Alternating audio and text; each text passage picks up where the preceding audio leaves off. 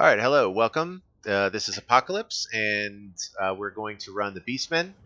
We made a slight mistake in the last run where we didn't take into account that the Beastways do not protect you in any way, shape, or form. And if you move and you're anywhere close to another army, you move in the Beastways, you're going to get caught. So we'll need to keep that in mind, and we'll go ahead and just start over again.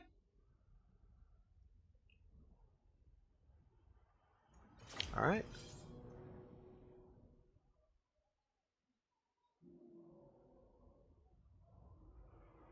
But it happens. This way we can rework the first 30 or 40 turns and see what we can do, if we can do anything differently. But that went expertly well in the beginning. We didn't lose any armies, we didn't lose any individual units. We basically kind of farmed our way through against the orcs, or the greenskins, which is really difficult to do with the Beastmen, because their start, as you saw, even versus skeletons, there's like nothing I could do in that battle. All right, so we'll go ahead and we'll take our 33% movement, go into encampment. We'll grab one of each. He's just going to stay there. He'll go into encampments and recruit one of each. All right, and then we'll get this horde building up. And I'll go for the casualty replenishment, because nothing we've done in the technology as far as getting the fell rituals, because this is the path we want to go. Nothing in there prevented us from, or caused us to lose. It was simply the beast paths mechanic and how just ridiculous it is. All right. I think that's it. We got our technology. We're not doing diplomacy, and end turn.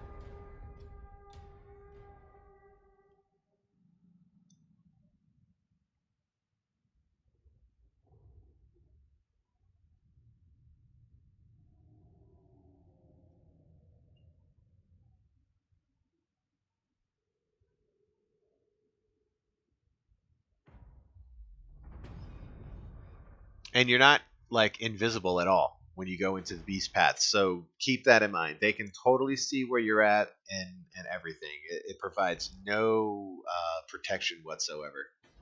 All right, so the first thing we want to do here is get him into beast fast mode. We want to move as far as we can. Okay, and then take this other army, put them into beast path, and bring them over. Put all of those, actually, yeah, put all of those units in there. All right, and that's literally the second turn. You're just moving up, and we're going to move over into this area here, and this is where we'll farm. The reason why we're doing that, I'll show you next turn. We want to get over here because there's attrition all through here, and we want to get to a spot where we're not going to suffer from attrition when we do our attacks.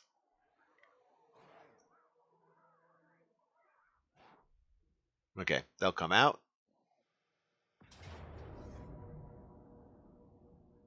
Okay, we'll do this attack. While that loads, I'm going to hit the head real quick. I'll be right back.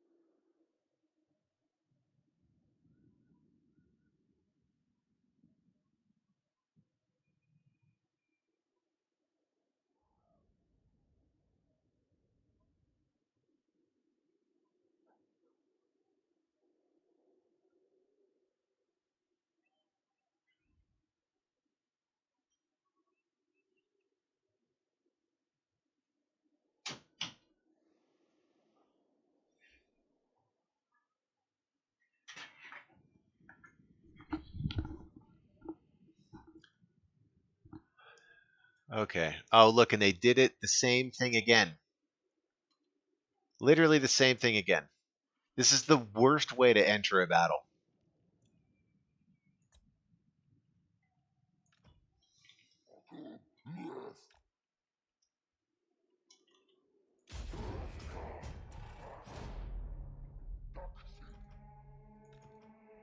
Malagor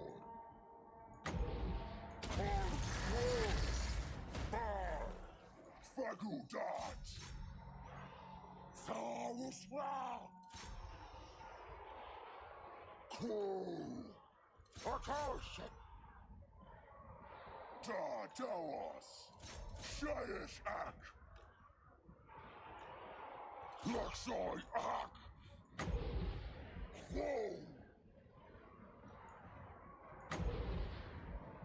Dark Omen. Angles! Silla Dawad! Fast! Dardas! Fagudat! Gerdawas! Gawak Ad!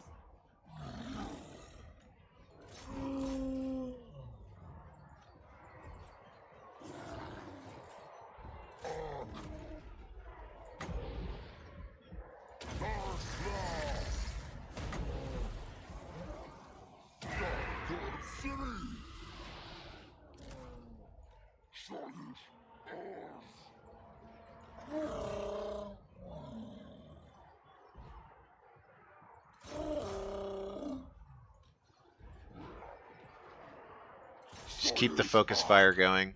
We should be okay.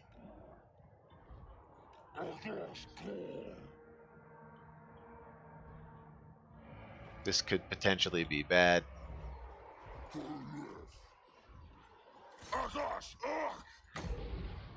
Just keep smashing them with magic.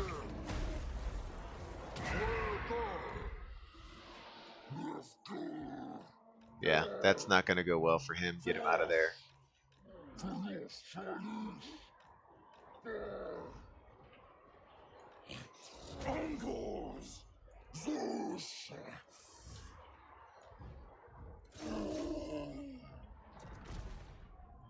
Oh, come on, dude. Don't let him die right off of the bat because of this stupid...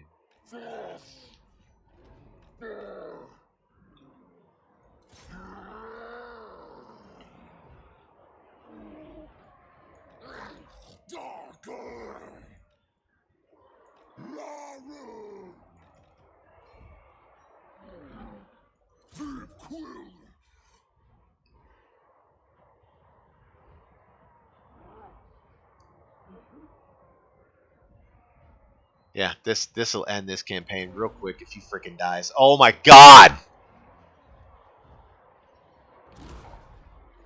Like, really?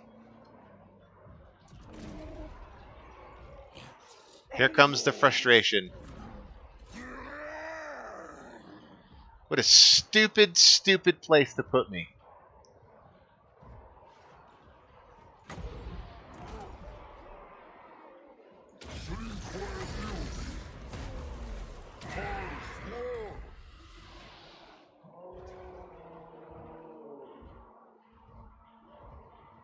Dark beasts! Fast! I can't believe my lord's dead.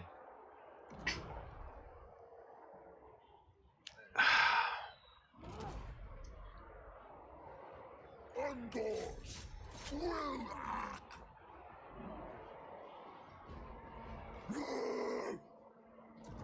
Quill act! Bah! We your army!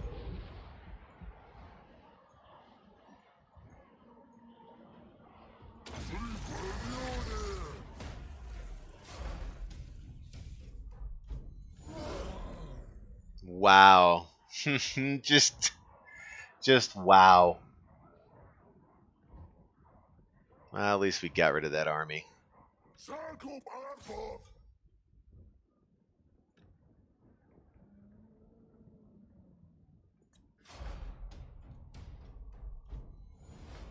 Yeah, I mean that's so just disheartening to have him die right off the bat.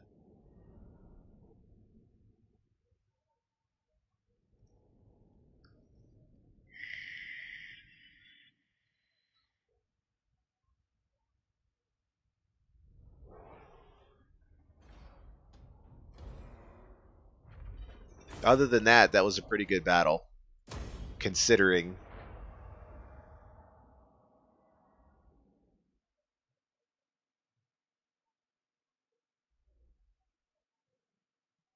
He didn't die? No. Consider making camp. Clem. Oh, and I got a potion of healing. Whoa, dude. Did you see that? He's not dead. Holy. Oh, man. How crazy is that?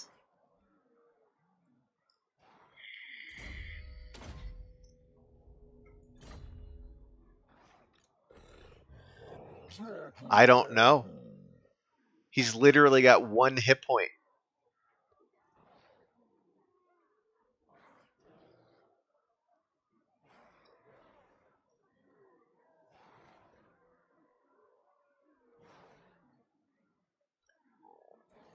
Oh, man. Ha, I don't. I'll take it, but I surely don't get it. That is insane. Okay, let's move him.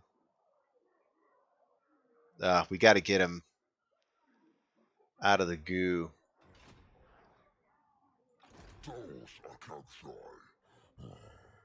Oh, 24. Are you kidding me?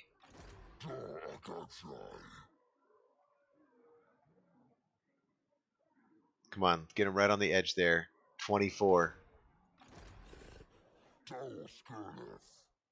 24. Wow. If I'd have picked up that campaign movement range instead, I probably would have been able to make it.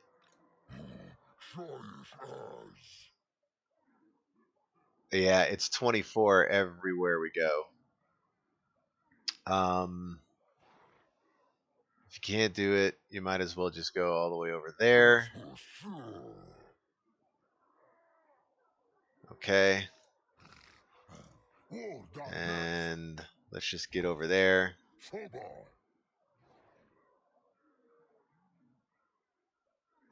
Wow.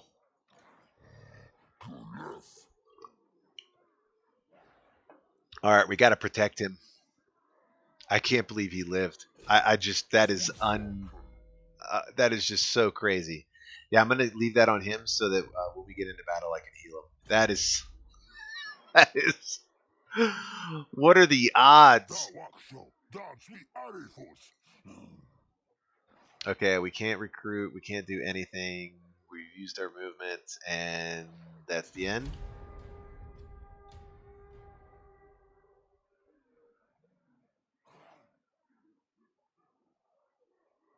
They got another army that's coming in from the north. I really hope they just leave me alone. Just leave me alone. Leave me alone.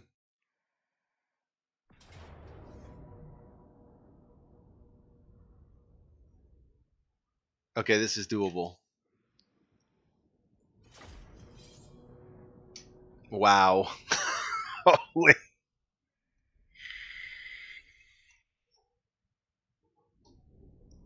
And thank goodness it's a mash. Because if it if it was a wizard, he'd be dead.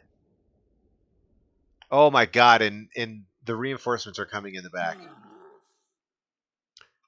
Is there a yes? Okay. And heal. Okay.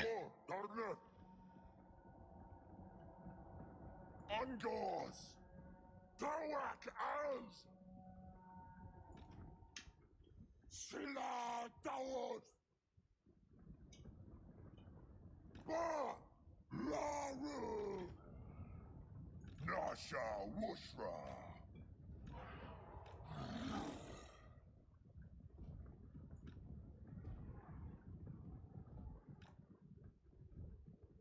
No, no, he needs to stay back there. They can go over there. Let's have them guard that flank. Cartel. Bar. Taxi. Fast.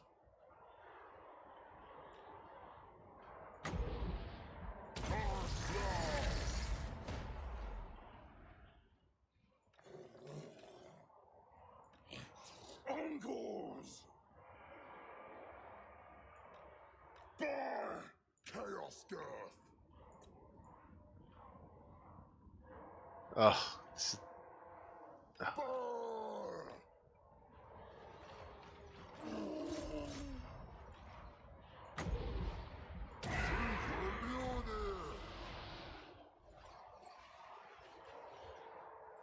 Angles.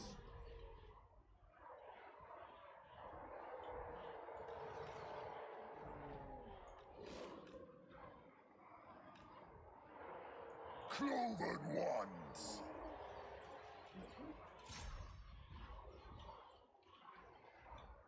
Mabrani.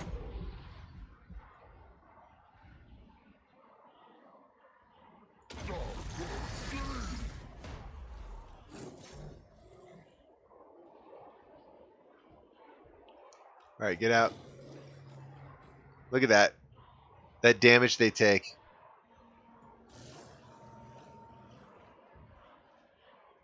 Gauze. Three-Coil Muni. Bar. Dark Beasts. Fast. Zergar Harbor.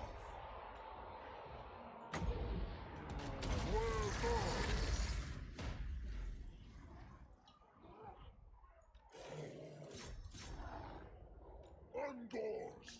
Bar. Fast.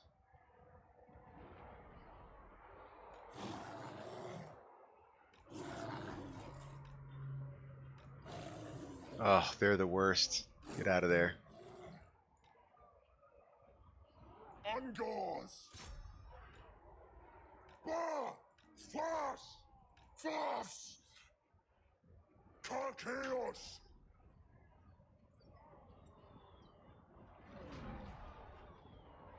Okay, they should take army penalty loss very soon. Dark Army.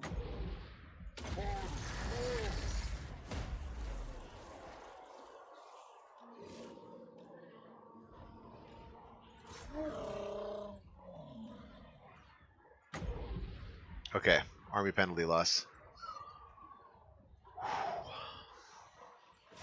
We survived.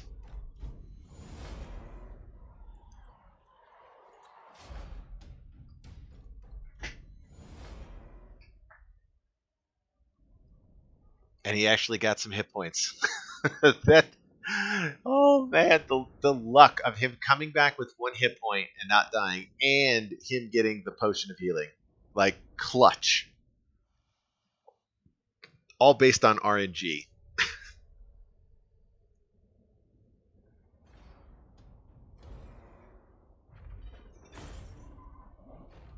Okay, that replenishment's not going to do anything for us, so we need to get the favor.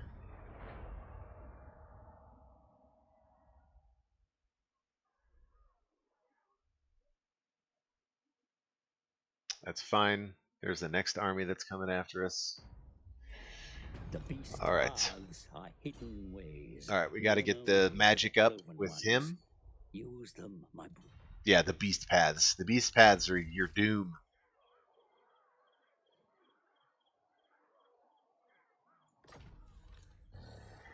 I can't try left. Enough card. Father. Wow. Yeah, we're going to have to Malagor, do that.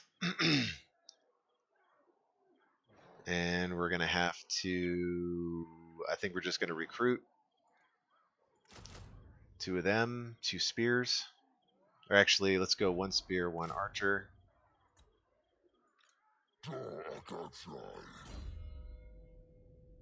Alright, we don't need to worry about movement now. We're good there. Let's go ahead and let's get that leadership. Let's go with melee attack. Okay, and you also go into there. So we're completely invisible to them. That's fine for this turn. We need to get some replenishment. We need to regroup our troops. Matter of fact, we'll get the 2 spearmen there. We can always transfer them over. Alright, and then potion of healing.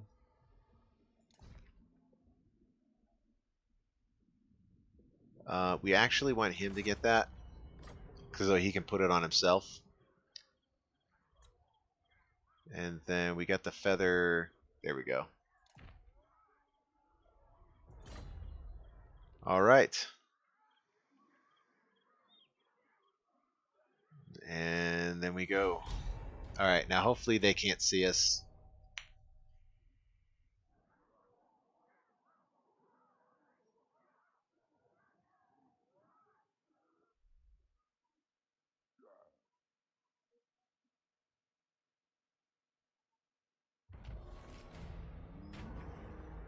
Okay, we got our gore bowl.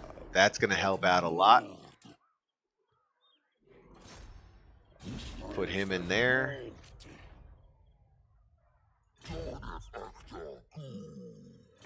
Okay, now we should be able to... That's 2 spears. Okay, let's combine those up. Put them in there. Put him into raid. Put him into ambush. And how long we got? Okay, 2 turns. We got to survive for 2 turns. Okay. This will be the key thing here. They should come out and attack us 1 at a time.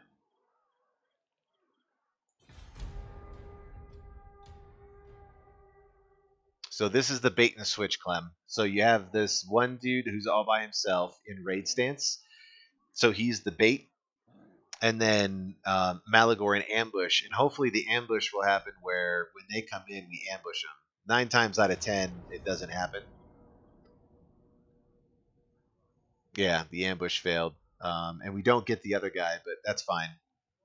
We can deal with this. We got our gore bowl. That's a huge win. So let's go ahead and fight.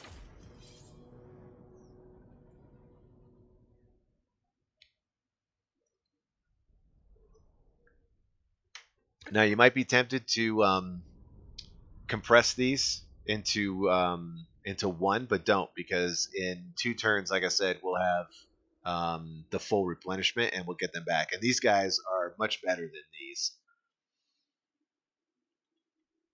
Okay, so let's get our archers. We want to just kind of do... Alright, let's get rid of that. It's in my face. Okay.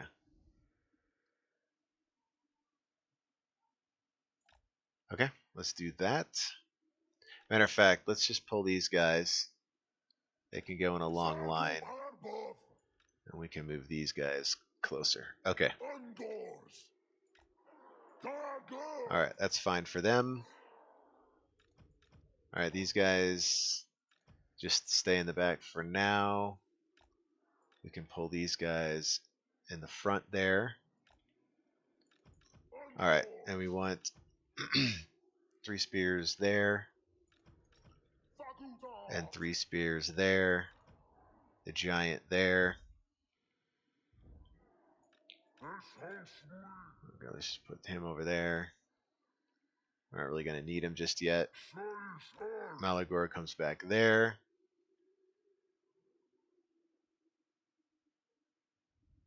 And start. Hopefully they stay defensive.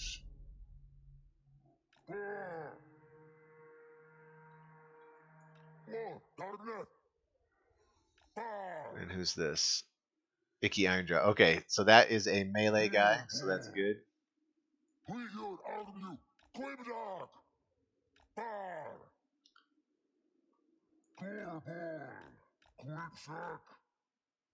Fire. Malagor, Dark Omen. Malagor. What the heck are they doing over there?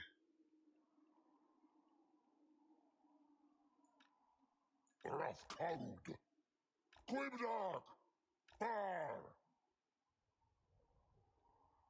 Quim dark. Fire.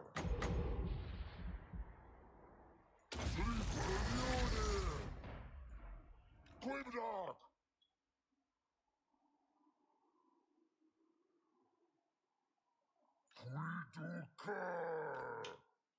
Quipsack.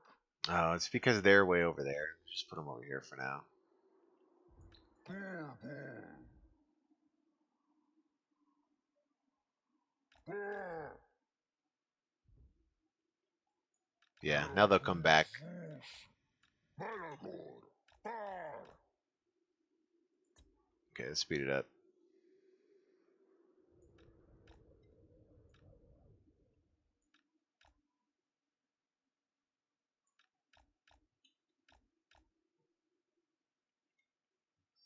Okay, they'll get all bunched up again.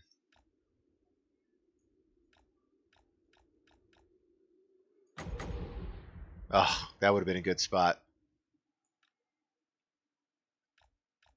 Nah, we're not going to be able to get it now. All right, let's do the safety dance. We can bring these guys up there.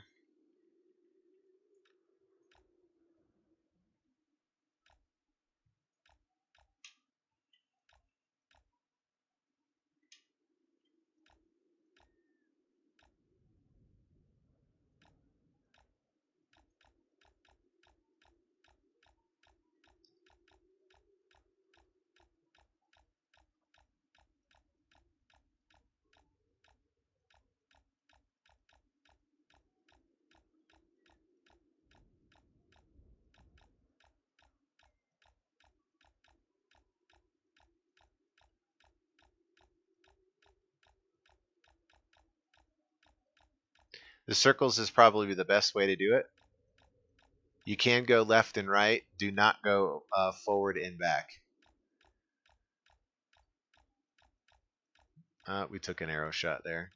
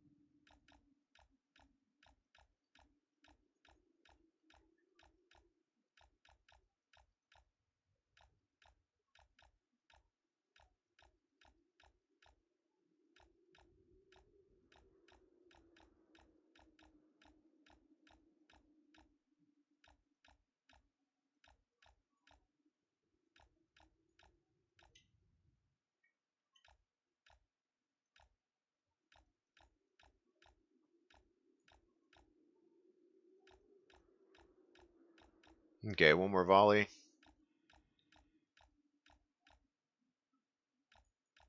Maybe another one. There we go.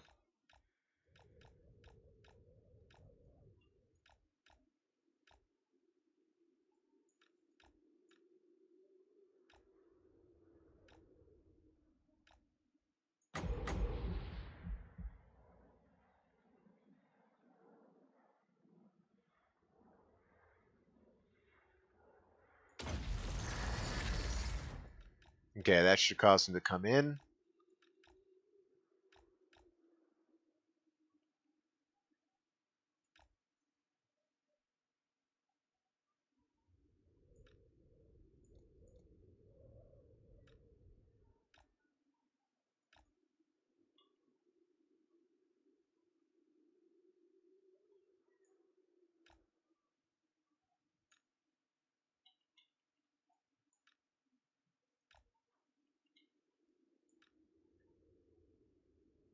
Okay, start normal.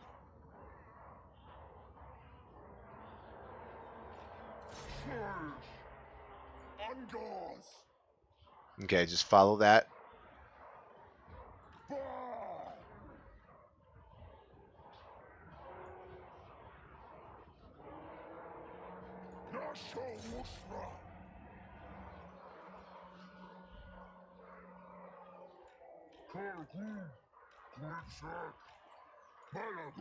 Okay, and then wait until they hit the lines.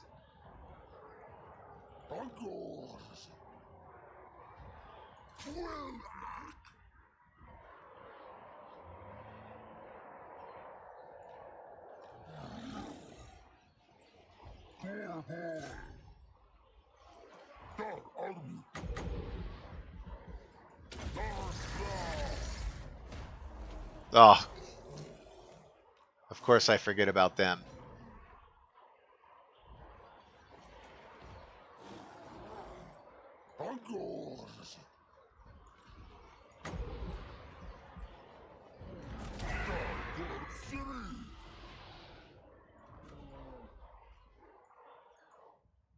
Yeah, they're gone. At least they won't get damaged anymore.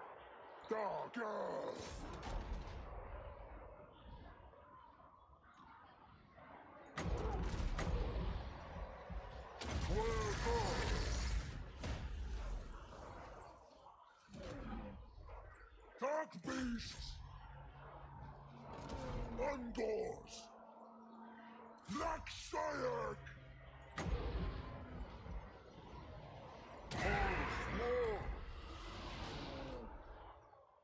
Gather! Fargulda! Fass! Ungors! Ak! Shayish Ak!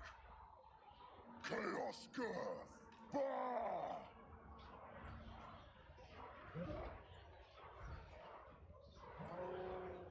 Okay, that's army penalty loss and done.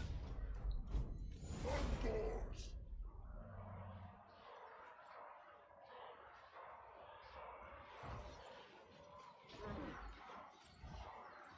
And he's dead.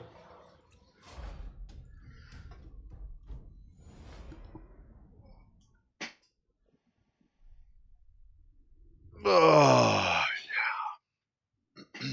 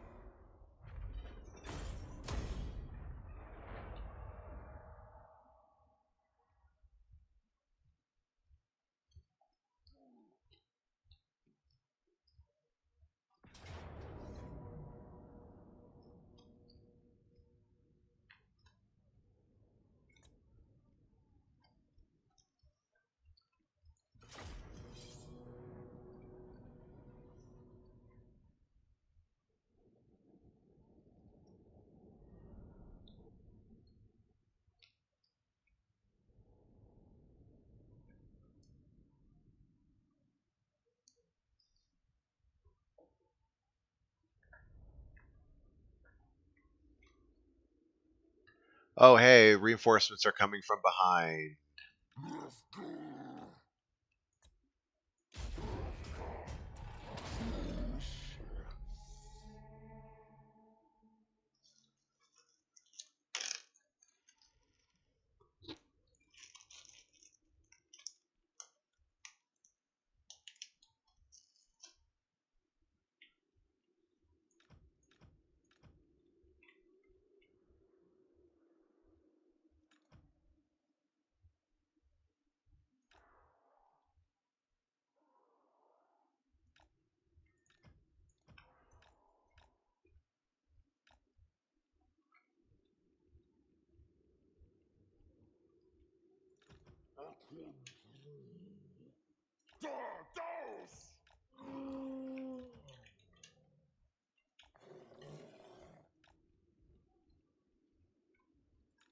Ungors! Fass!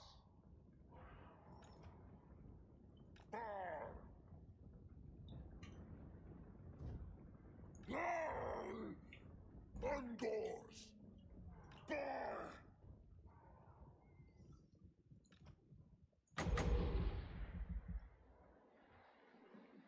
Oh, he's a long way off.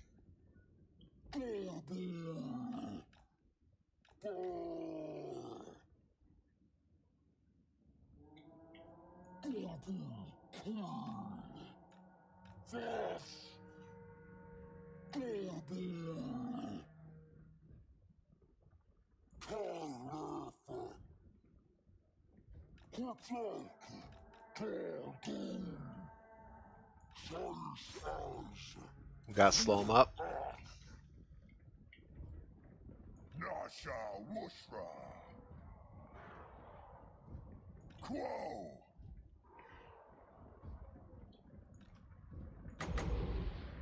Come on, come on, get in range. Oh,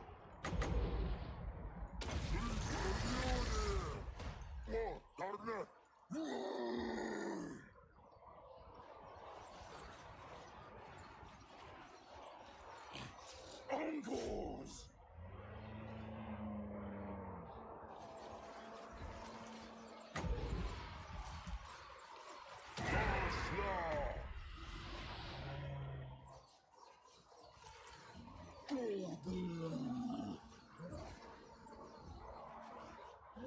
Angors.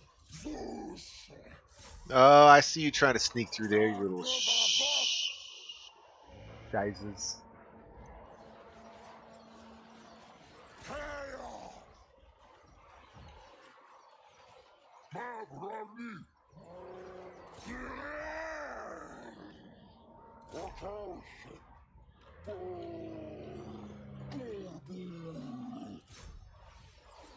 Pass. Beastmen.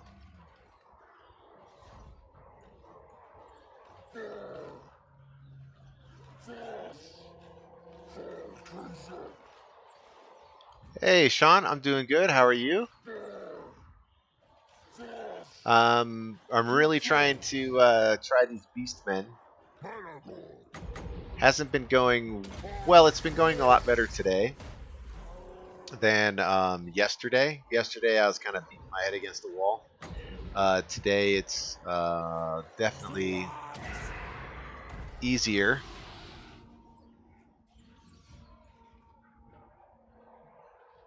Okay, army loss penalty. Here we go. I did not upload yesterday. Yeah, we need to kill him. Give me 1 second here. I gotta try to finish off as many of these as possible. I'm gonna upload it today along with today's. And so yesterday I was experimenting around and playing around with the Beastmen, seeing what I can do with that faction. And it turns out the faction is very, very, very, very difficult because they are paper in the beginning, and everything else is scissors.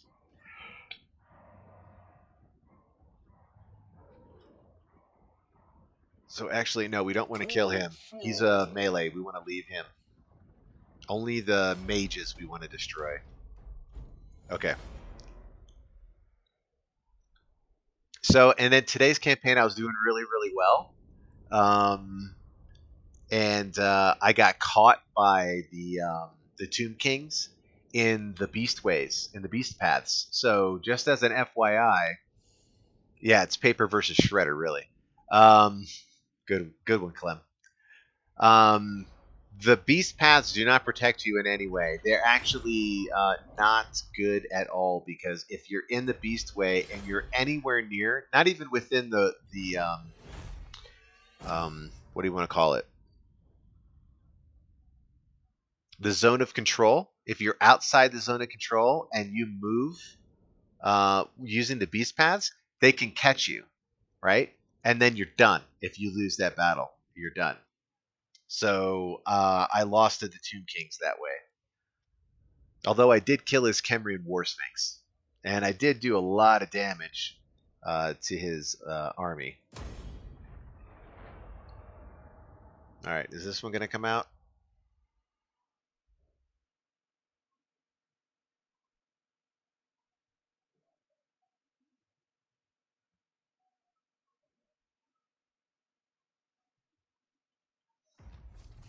All right, and then, and then, Sean, this is the best.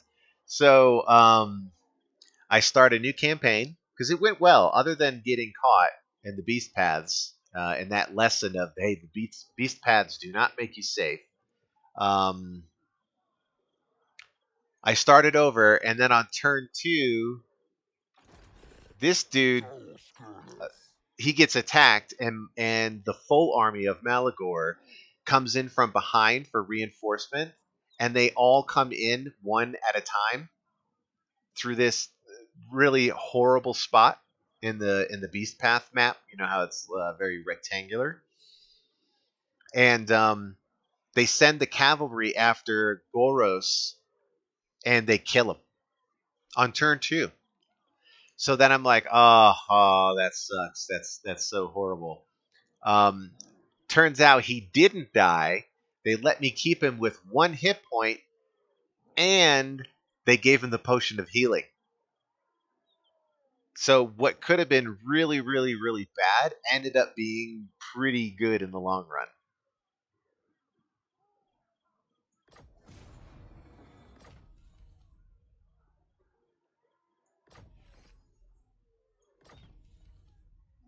Wow, I got a lot of good equipment. Malagor hath called.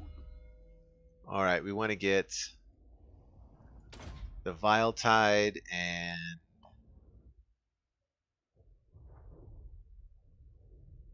Base Scream. Yeah, yeah. They're so like the paper tiger right now.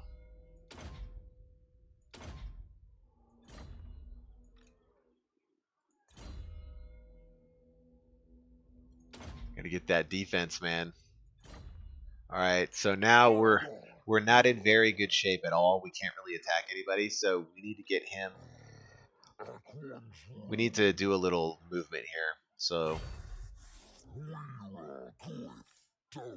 let's go.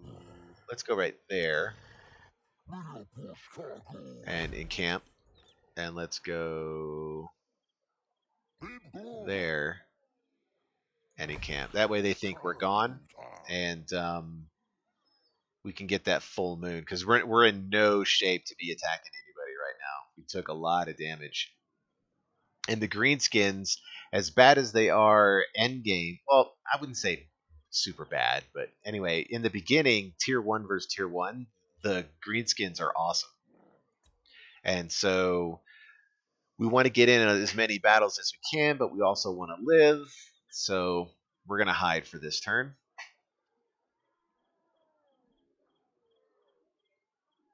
This we're not going to probably get.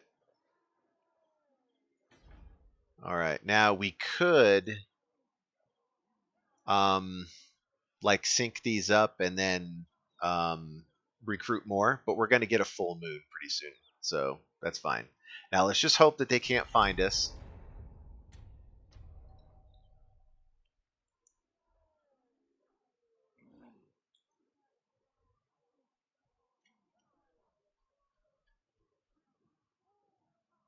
We have to be very, very sneaky right now.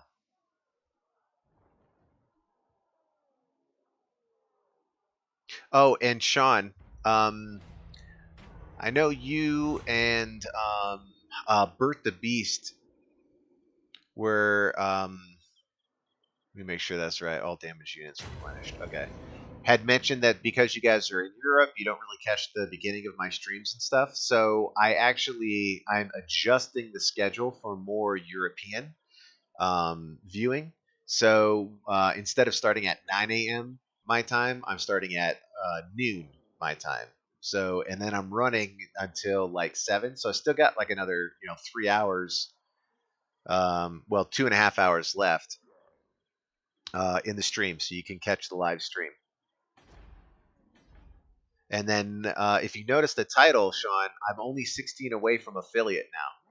16 followers. So any additional followers that you guys can garner, whether it's friends of yours, anything you guys can do to hook me up with more followers, it's going to really, really help me out. Okay, we don't want to do anything to those guys. we want to stay hidden. Zoggoth. Zoggoth.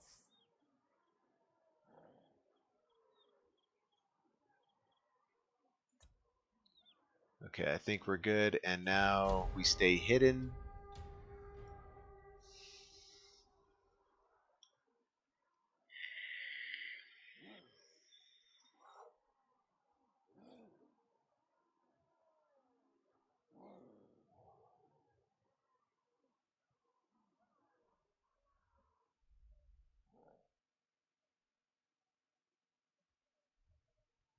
So what I'll probably do is I'll put up today's early morning run, and let that be, and I'll cut it down to like 25 turns or so, and that'll be like a 25 turn guide for the Beastmen because it works really, really well. And then what I'll do is I'll probably cut and edit up the video yesterday where I was suffering and just call that, suffering is Beastmen or something. Okay, we are full. So let's go back.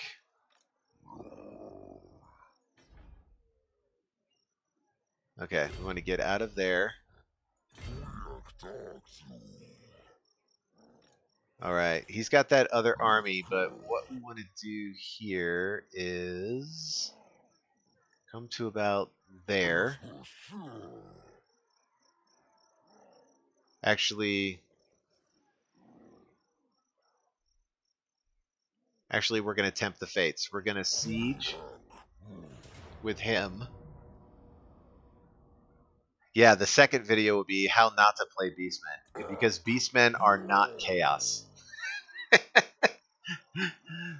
They are, and I tried to play them like chaos, and that did not end well.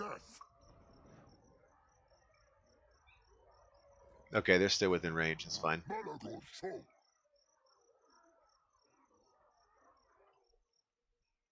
Okay, and that other army beat feet, so we're good there.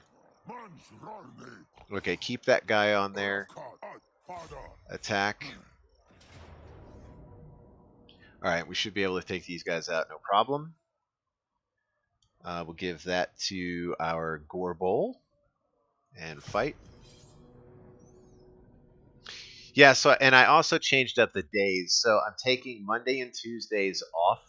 And all this is temporary. I'm trying to find out when's the best time to get viewers and all that kind of stuff, and try not to compete with like super established streamers and that kind of thing. Because when I was my original time frame, I was competing with Legend of Total War, and he gets like 2,000 to 3,000 viewers, and here I am with like 5-6 viewers. Just trying to eke my way along. So, and then I also got some suggestions from the European people to play later in the day so that they can catch the stream and that kind of thing. So I'm still playing with the hours a little bit, but for right now, it's Wednesday through Sunday, 12 to 7, Mountain Standard Time, U.S.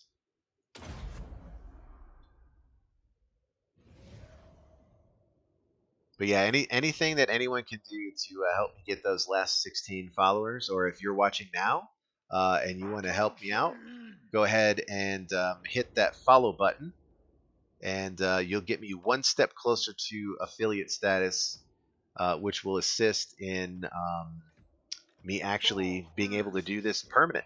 I would love to do this permanently.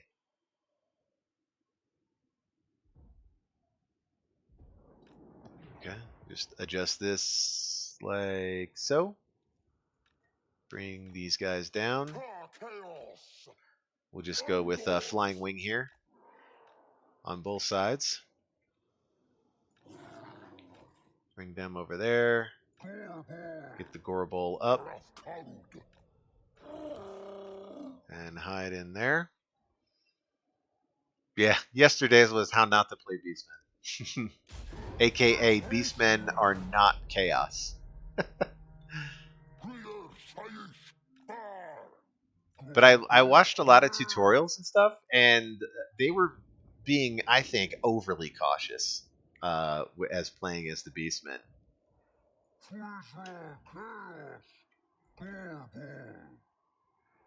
Okay, just gonna hold down spacebar, look and see what their arc is, and then do the safety dance with them for a little bit.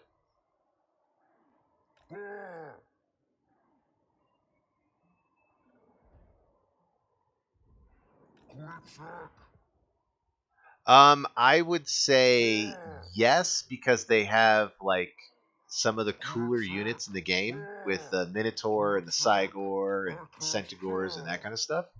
That's kind of what's been really pushing me to play the Beastmen. But I'm telling you right now, they have the hardest start in the entire game. There's no one that comes close to the level of difficulty that Beastmen have. But they are fun. I mean, don't get me wrong. Like watching this Gore Bowl go in and like do a diving somersault attack and just spread an entire unit out from like he's parting the Red Sea like Moses is pretty awesome. The Giants are lackluster though. Like I thought the Giants would be cooler than they are, but they're kind of okay. But I'm just kind of pushing myself through like this really, really rough beginning and trying to give everybody like a way that you can be semi-aggressive or even passive-aggressive with them in order to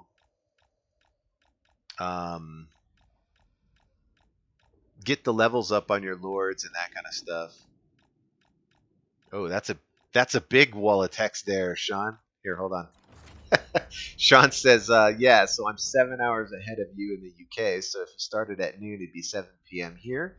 So that's plenty of time to sort myself out finishing work and stuff. Well, when I eventually go back to work, that is. Yeah. I'm in the same boat. That's why I started streaming, because of the whole coronavirus thing. I lost my job. They basically did like a huge cutback, and the entire American side of the company they just were done. So then I was like, well, what am I going to do? I love Total War. Warhammer 2 is really, really good. It's one of the better ones, and there's a big following for it. So let me do that and show people like how I play the game versus how other people play the game, because I'm pretty aggressive and I play on legendary. So and I want to entertain people, hopefully have a good time. Like yesterday, if you like train wrecks, man, wait until I post up on my YouTube channel where the information is down below. Watch that one, because that is me for like 6 hours just bashing my head against the wall trying to figure out how the Beastmen work, without watching any tutorials or anything, just kind of figuring out the lay of the land with them. And it was, I think Clem caught some of it. It was brutal. It was really, really brutal. And then I looked at a bunch of how-to guides and all that kind of stuff. And like I said earlier, they seemed really, really passive. And I was like, I don't want to be passive, man. I'm playing Total War because I want to battle and fight. So this is kind of the happy middle ground. It's not overly passive and it's not overly aggressive. It's kind of in the middle. And I would say if I came up with a name for it, it would be the passive aggressive Beastmen. So tonight I'm going to post up a first 25 turns for the passive aggressive Beastmen. I'll also post up bashing my head against trees as the Beastmen will be the other one. And then I'll also post up this one, and this one will be like a campaign. I'm gonna just push through it, try to get to the end game, so I can get Cygors flinging boulders and Minotaurs rushing in and just being crazy. Okay, so for here, the safety dance, the best way that I found is to go in circles. I'll hold down spacebar so you can see the angle, the what I want to say, the amount of degrees that I'm shifting in order to avoid the arrow shots. And I've done this against multiple arrow groups and not taken a single arrow. Like in here now, boom, they're done. Not a single point of damage against my Gore Bowl. All right, so now I'll bring Malagor up. And let's go with a little skadoosh. Yeah, see, it's horrible that way. All right, let's go like that. Get another skadoosh in there. And they're going to let me do it again? No. All right, push it on play. But did you see that victory is already in our grasp? That's because we took down all of their arrows. There's a huge portion of the, what do I want to say, the I can't think of the name right now.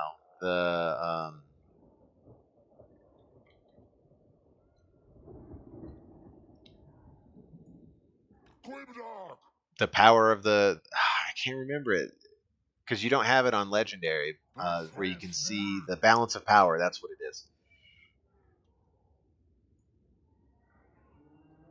But the, what do I want to say? Okay, let's hold on. Let me focus on the battle here. Okay, let's just get them focused over there. Let's get these guys focused here. Usually go like that. Alright, and then this, we just want to mirror. Just follow these guys and mirror them.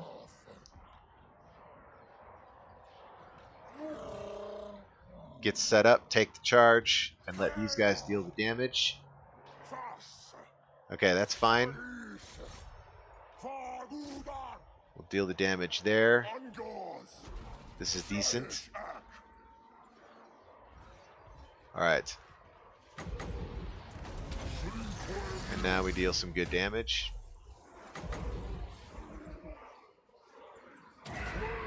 Okay, keep your eye on the cavalry. Ooh, that was close. I almost lost them again. All right, get them on there. Focus these guys back that way. Sean asks. Okay, first, let's see. Give me a second, guys. I gotta make sure I don't take damage. It's so critical that they don't take damage.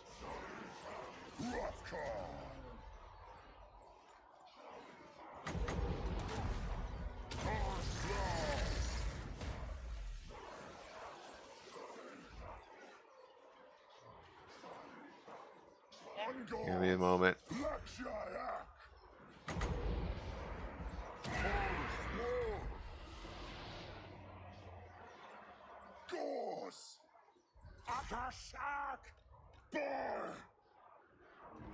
Okay, that should be fine. We should hit the army penalty loss very soon. At worst comes to worst, we'll hit it in about 3 seconds. 2, 1. And skadoosh those guys. Okay, that should be army penalty loss. And end game. We'll just give them a little. Okay. So let's see. Melee asks, "What is my favorite faction?" Chaos. They're my favorite faction because I just love being able to just smash dudes and laugh and walk away. And Chaos is really good at doing that. Sean asks, do the Beastmen have strong spells or are they unit oriented? No, they have really good spells. I think they have access to Shadow, which is really good for the Pendulum. And they have access to Nature. And I'll show you the what Malagos can do. But basically the two spells that I'm using, in the beginning, before you upgrade them, they're kind of poo. They're not that good. But once you raise them up, they're pretty decent. They do a good amount of damage. Mostly the Vile Tide. This one does pretty good against orcs and against like skeletons and things like that, because it's not that great against armor. Okay, I just want these guys. Let's put it on fast forward. I want them to wipe out that unit. We already wiped out their cavalry, so that's good. The more units we can wipe out, the better, because they'll lose the rank. And Melee asks, and Beastmen are similar to the Chaos, aren't they? I would say they're similar as far as the Horde mechanic goes, but as far as like the units that you recruit and that kind of stuff, they're completely different. So the same Horde mechanic where your settlements follow you around and you just sack or raise cities, you don't sack anything. The spells, I think, are a little bit different, because I don't think that Beastmen get access to fire spells. We can check, but I don't think they get access to fire. Malagor the Dark Omen.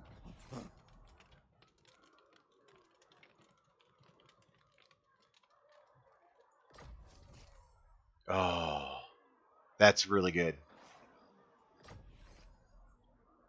But as far as like in the beginning with Chaos, you can be really super aggressive. Like I have like a how-to guide for the Chaos, where by turn 7 you can literally have a full stack of Chaos Warriors, right? And then just run Rampage, because you're on tier 3 and everyone else is on tier 1, and you can just annihilate everyone. That mixed with the Burning Head, you're unstoppable as Chaos. You don't even need artillery units for sieges or anything like that. When I play as Chaos, I literally siege with like 2 or 3 heroes, and I'll take down like a full 20 stack garrison, and have a stack like settled in it, right? Like this here, with just 3 heroes. As long as they're on manticores with the Chaos, then you don't really even need artillery or any of that kind of stuff. And that helps to get to the Doom stack for Chaos, which is the Dragon Ogre Shaggots. Alright, I'm just going to move over here, get out of the attrition. We'll go ahead and upgrade here. Alright, now they only have 7. Plus that, we could actually take them out, but I kind of want to farm them a bit more. We're a little bit behind schedule as far as what level we should be and everything, but we had a really rough start on this one. But even with a rough start, we're okay, and we literally could take that out this turn. We just don't need to. You know what I mean? It's not about, with the Beastmen, it's about how long can you live. Right? It's not about how many settlements you can take or any of that kind of stuff. You've got to live. But I think we can take this out. Hey, thanks, Milo. Thanks for the follow. Down to 14. Only need 14 more followers, and I'll hit Twitch affiliate. All right, but you know what? I think we can take this out. Let's look at the garrison.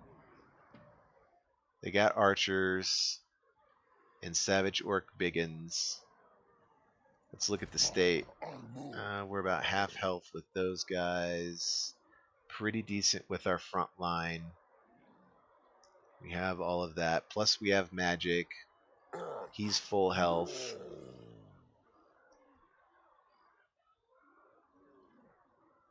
We could do it. That'll give us a good chunk of money, and then we can always do the same farming deal at Agro Migdal. Okay, so let's go ahead and do it. So in order to do it, we have to leave the siege, abandon it. Hey, Xenomorph, how are you doing?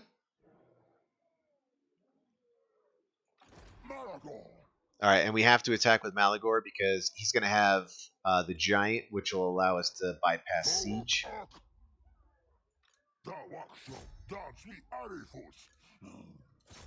For some reason, oh, it's because we're caught inside there. All right, we got to get him over here. He's going to take a little attrition. Yeah, we're kind of stuck. We're not able to take them out. Xenomorph asks, what am I trying to do? As far as what?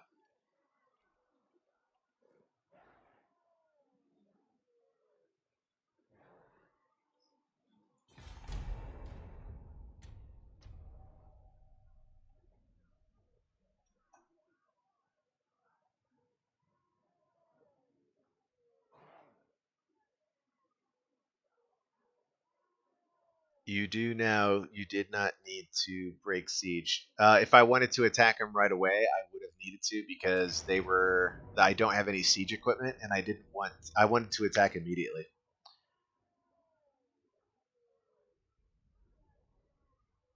Oh, I guess I didn't see that.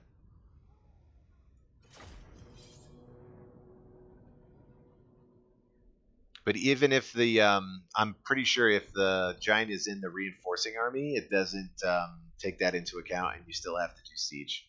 It's happened to me before. You have to attack with the army that has the siege troop in it.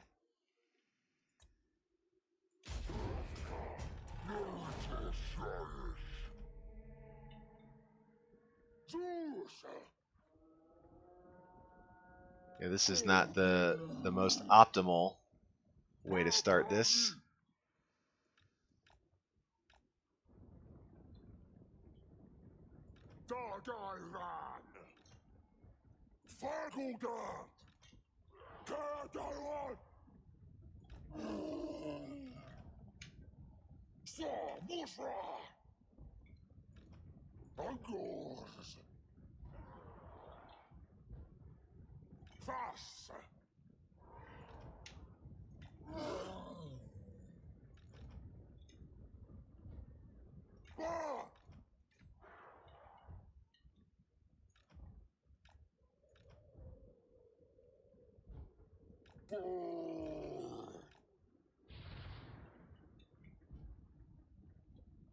Angors!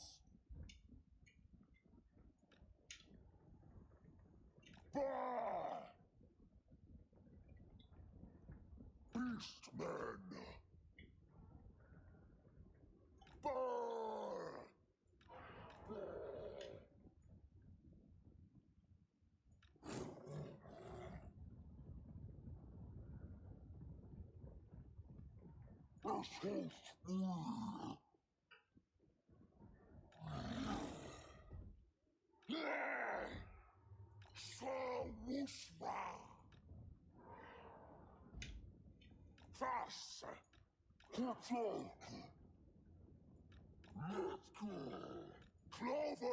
Okay, setting these up.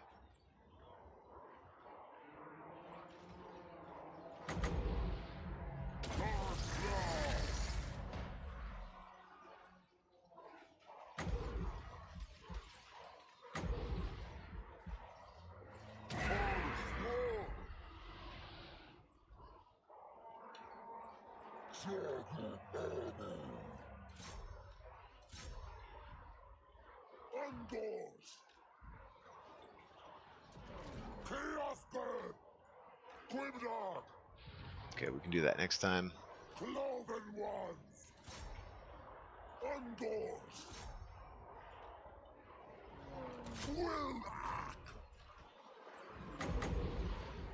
That's a good spot there.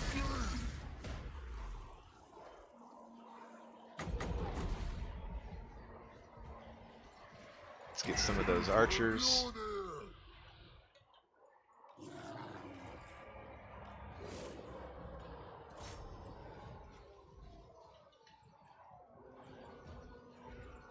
Oh, yeah, sorry about that. Alright, so we've got the Vile Pit Spit, or whatever this is, Vile Tide. That's going to do an AoE explosion, so it's going to start in the center and then explode outwards. And we'll watch that one here. Let's see. Actually, we're doing okay so far. Dark beast. All right, so we'll overcharge it and then hit it right there. So it does a little bit of damage there. And then you have the Vile Spray, or the Bray Scream, which will go across. Now that one's not actually buffed up very much at all. Gotta get them out. Let's just bring them back around. Alright, we killed their leader. That'll help. Let's get the Gorbol up into their archers. Alright, we'll bring these guys around here.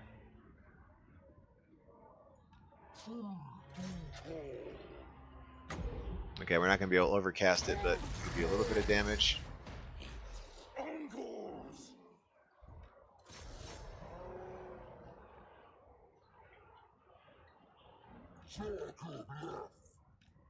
Get him up into there. Come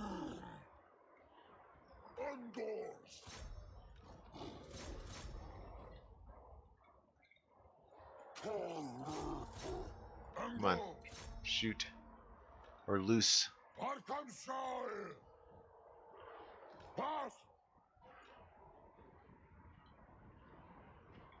Okay. This should be over pretty quick. And there it goes. Army loss penalty.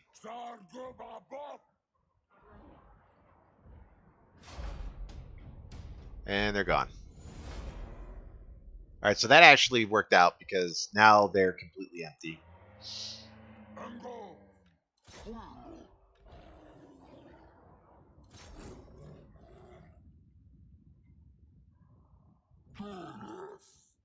Okay, they're done. We don't need to worry about them. I think the rest of these units are going to get away. No big deal. Yeah, they'll get away. So this is what I find really, really fun, is just watching the charge of this guy.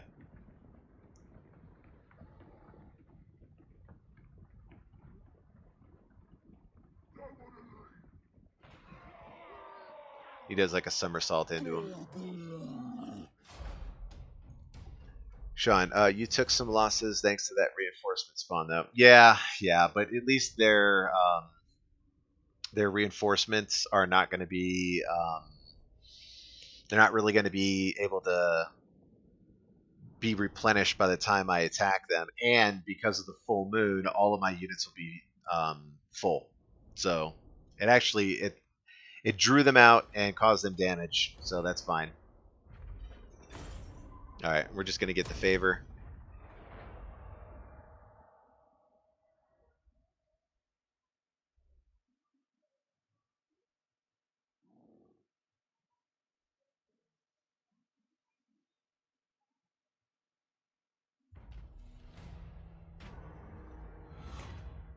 This one, we're not fighting either of them. We'll just go Empire. And we got a Bray Herd. That actually will help out a little bit because we can get the Bray Herd to go after them. And we should be fully healed. Excellent. Alright, can you explain the full moon mechanic? Okay, so the way the full moon works is every 6 turns you'll get a new full moon. And with that full moon, you'll get 4 options of what you can do. Now, the one that I do most of the time is the replenishment, but it just varies. Like when I was getting attacked by the Tomb Kings in the last campaign that I was the one I was doing before this one, I used the 50% campaign movement range so that I could get away from them because I didn't really need to worry. Replenishment was less of a worry than getting caught by 2 full stacks of Cetra the Imperishable. Unfortunately, because of the way the Beast Paths work, I got caught anyway and wiped and I died. But yeah, so every 6 turns you get a full moon, you get 4 choices, and then you can choose one of those 4. And some of them are like I said, campaign movement by 50%, melee attack bonus, recruitment. It just varies, but there's a lot of different ones. But like I said, the main ones that I seem to be using are the campaign movement range increase and the replenish all of your units, which came in really handy, right? Because now my army is completely full. So now I did want to show you the spells. So give me 1 second. Let me buff him up. Okay, so I don't have a Brave Shaman yet, but Malagor is a shaman. Okay, so that Vile Tide is the first one, and there's that spell, so you can give it a gander.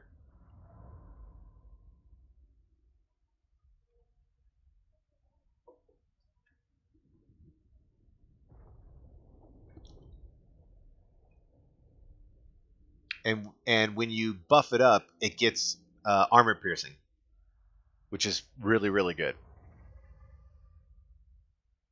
Okay, then the next one is Brace Scream. Okay, and that one's gonna do that triangle where it's gonna go out like a wave. And then this one is basically just whenever I cast a spell, it gives all of my units, wherever they are in the map, 18% charge bonus and plus 5% vigor for 9 seconds. All right, and then you've got Devolve, which is pretty decent, but it's only it's good against multiple units. It's not good against a single target, but I don't really single target in snipe with these spells. Once you get your Gore Bowl up, he's pretty good at sniping dudes. And then Traitor Kin, which is another damage effect, but it also decreases speed. This one decreases leadership. So one of the things that you can do is you can get your leadership debuff to a point where by the time their enemy army comes in and they're within your negative leadership aura, they immediately start running away. And what's good about that is you have your Ungor Raiders shooting arrows at them. You have your Minotaurs running after them as they're running away. Cygors throwing rocks and all kinds of stuff at them, and then casting spells with your Bray Shamans.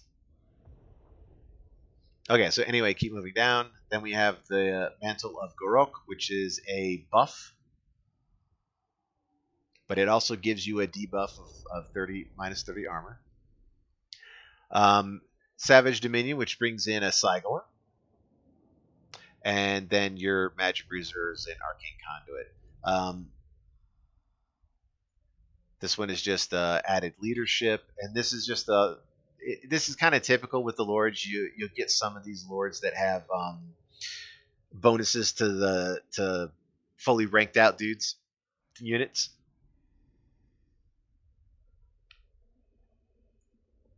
Okay. All right. So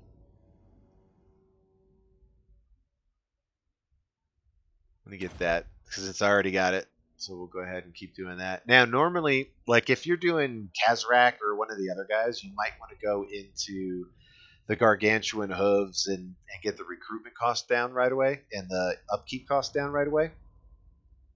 But since you start with Malagor and he's a caster, I improved his casting because, as you saw in that battle, the damage that you can do with these spells is pretty significant, especially when you're dealing with the initial Beastmen units, which are horrible. They're not very good at all. So they're worse than Marauders. So if that says anything, if you played Norskin, they're worse than Skeleton Spam stacked for the Tomb Kings. Okay, so let me level up my Gorbol. All right, and then here, let me show you that thing. this might screw up, but thanks. Already love your stream, chill and interesting. Yeah, Milo. I try to be as calm and cool and collective as possible because I want you guys to be entertained. And if you don't have the game, then hopefully by me playing the game and staying cool, and even yesterday when I was like going crazy, I wasn't like cursing and saying, like F this game or any of that kind of stuff. I try to keep it pretty PG. And since I started streaming about a month and a half ago, like 5 people that have followed my stream have told me that they bought the game because they watched me and they like the way that I play and how I explain everything. So yeah, I just don't want to be one of those meathead guys that is like, I know everything that there is to know about Total War. Like I know tactics on the battlefield. I'm a big fan of the historical Total Wars. I know a lot of history on battles of antiquity, and so I use that knowledge to kind of bring real world strategies and tactics into this game. And the other thing that I found is that if you want to play a faction in this game, it actually really helps you to learn the lore, right? Learn the background of them, and that kind of gives you an idea into what their strengths and weaknesses are, right? So I did some lore research last night into the Beastmen and found out that me playing as aggressively as I did, kind of my chaos style of just beating everybody with a fist, you can't do that, right? These guys are predators, right? They're like, I compare them to lions on the savannah. Now, a lion on the savannah is not going to go after the strongest dudes, the strongest wildebeests. They're going to look for the sick ones, the weak ones. And that's what you have to do with the beastmen. You have to pick and choose your battles, hide in the brush, right? And wait for your opportunity to strike and then strike. And also use, which lions don't use, but also use bait and switch. So I'm going to post up a video that's a first 25 turns tutorial. And in there, I really go into the bait and switch. But basically, what you do is when you start off, you have 2 armies. You combine everything into Malagor's army, and then put this guy. You want to bring him over to here, because if you look, there's attrition here. And you don't want to be in the attrition at all.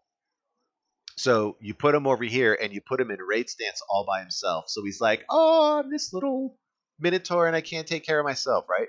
And then you take your real army and you put them into encampment right next to them. So that when they send one here, and this is the key part of it, because there's only one dude in that army, right, that's raiding, they're just going to send one army out. And they're not going to try to triple stack you and double stack you because they're like, oh, it's only one hero or one lord in that army. I'm not going to overkill. And they just send one army. And then you smash that army with the big one, right? And you just keep doing that. Keep smashing their armies one at a time as it comes in.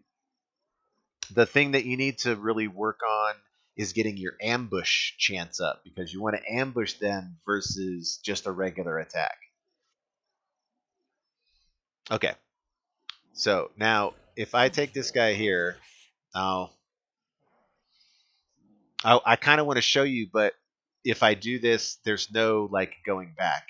Okay, but if I go in here, even if he's in here, because he's in the reinforcing army, it's not going to allow me to attack the settlement right away. You have to have like this. See, now I can attack. Whereas with the other army, even with this army is reinforcing, I could not attack because the whatever siege you're using that's army based, so catapults or whatever, they have to be in the attacking army. They can't be in the reinforcing army.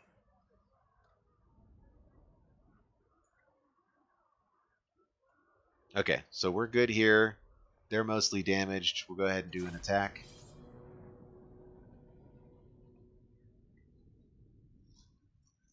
Now, just be forewarned.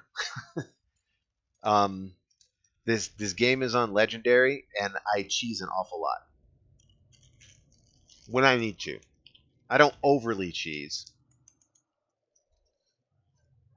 It's not like I have a potato and the whole thing's covered in cheese. Just specific strategic cheese placement.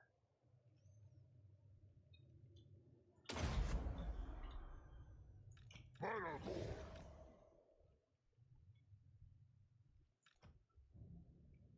Angors.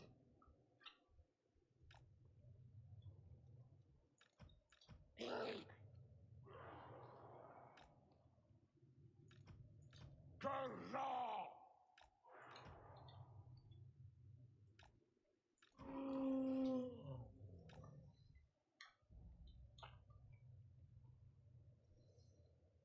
Brayhard. Malagor.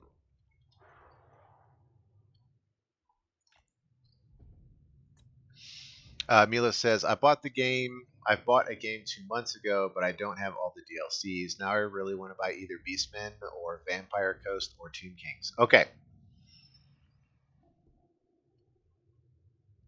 In my opinion, the best DLC goes as following, right? Chaos. Because if you love just pissing people off, and then like would be one of those guys that you just go behind somebody and poke them in the back, punch them in the back of the head, and then go away and then regroup and then do it again and just keep messing with people. Chaos is the faction for you. Okay. And I have a guide for them. Okay. I like the Tomb Kings next. Or actually, no, that's not true. The DLC that I like next is Ikit Claw. Ikit Claw as the Skaven is so much fun.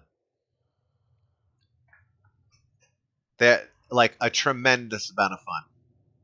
And then Tomb Kings. And then Vampire Coast last. And the reason why I don't like the Vampire Coast is I don't like some of the mechanics of their faction.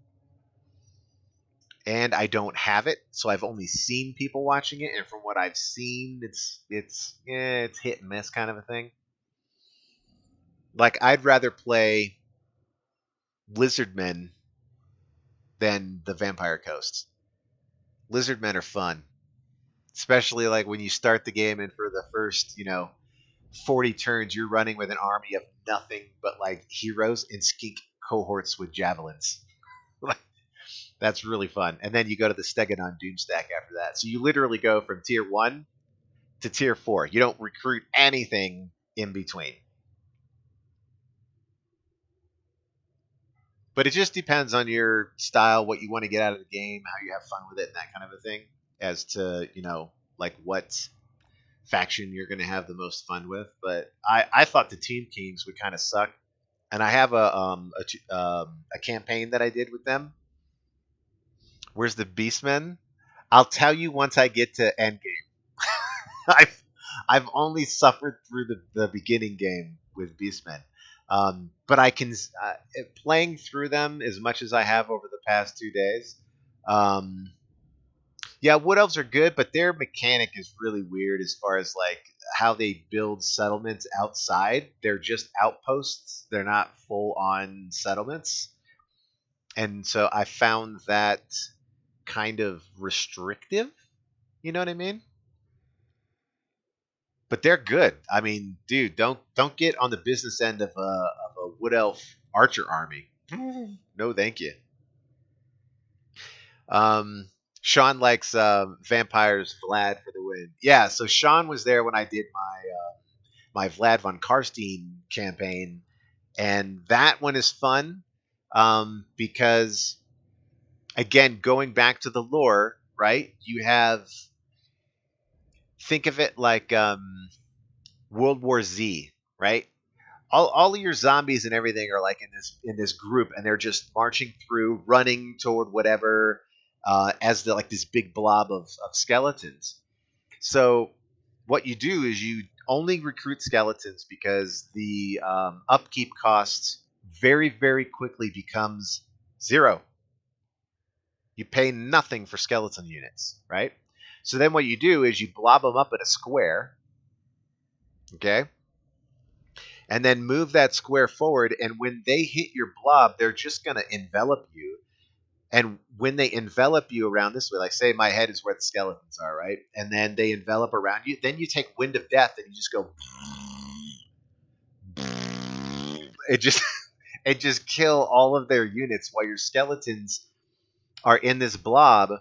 None of the skeletal units, the individual units, are going to take an overabundance of damage. It's really spread out across all of them.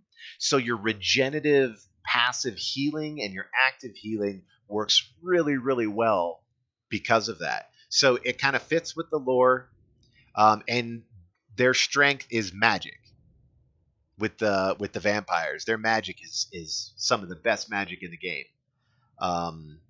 And so yeah, so blob up your skeletons, and they're free. So you can literally, if like when the new beta comes out, the Proving Grounds is out, and there's no more supply chain, you can literally have like 10 armies of nothing but skeletons and like 5 or 6 heroes in each one of those, and then take over. What's Vlad's wife's name? Isabella von Karstein. You can have her with nothing but vampires. So have a vampire-only army, and then a stack of just skeletons with like 4 or 5 heroes in it, and have like 10 of those skeleton armies just running around going crazy. Malagor the Dark Omen. Toxic. Sudden death. Angors. Dark Island. Chaos Death. Dark Beasts. Bah! Angors. Yeah, he's good. He's a champ. He can take it.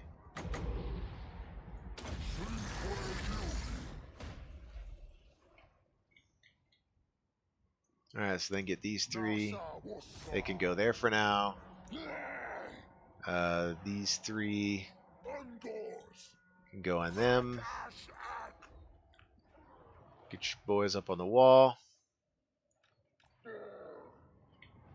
Have him come up.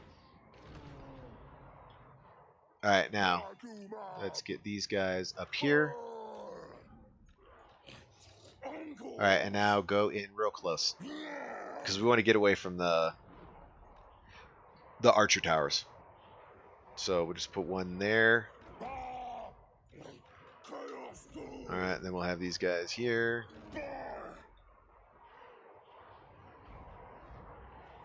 All right, then once they get close enough, just have them start firing over. All right, and here we'll see.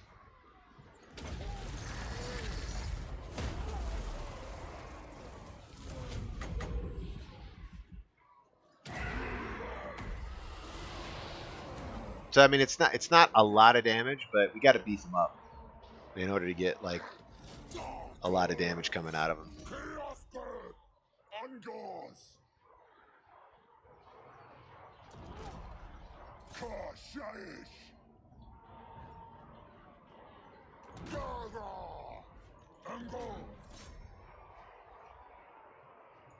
All right, now he'll take a little bit of damage, but they're not really the best. All right, let's just put them there. All right, doors open. So let's bring those 2 guys in.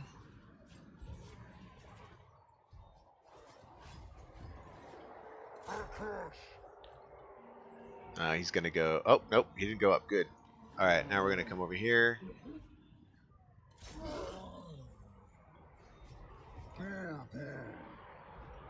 Okay, and then we can just cast another... Oops. Cast another spell up on top there. What the heck? Cast it up there.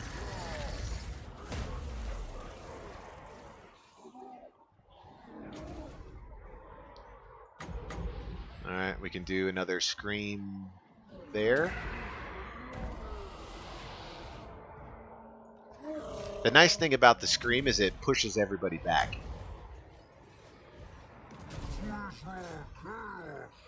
Okay, let's get him in. Looks like the walls are pretty decent. We can shoot up there. And you can watch this little duel going on.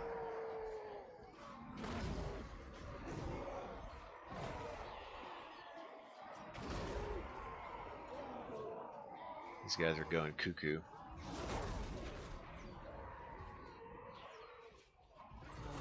Okay, let's throw another spell up on top here.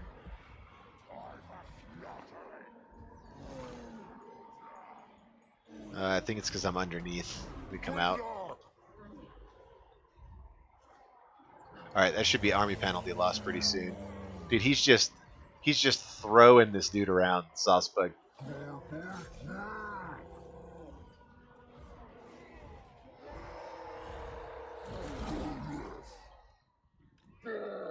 Can he get up on? Yeah, he can get up on the walls. Have him go up there.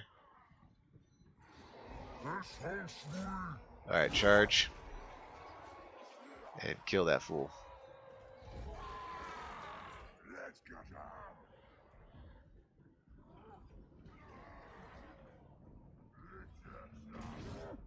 Yeah.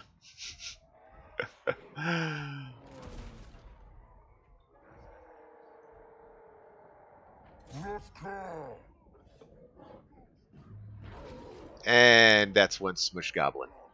There's literally like just this little piece left. There he is. Oh, that's only his lower half. His upper half was completely obliterated. That's kind of like the super fun part of the Minotaurs. You know, the Beastmen is just watching them go in there and just dive headfirst and just, you know, watching people get cut in half.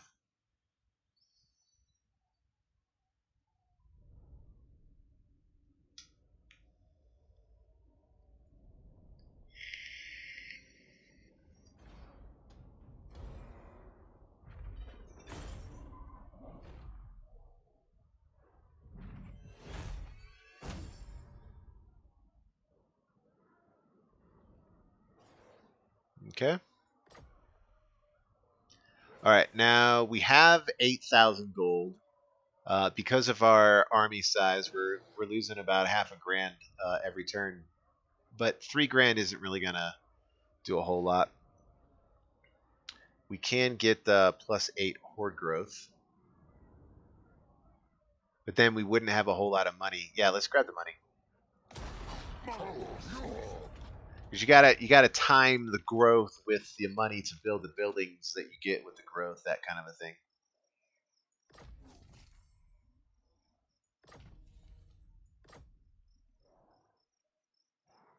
Okay, so that took care of that. Those guys can't move. It sucks that he's in attrition, but you know there's literally nothing that we can do about it.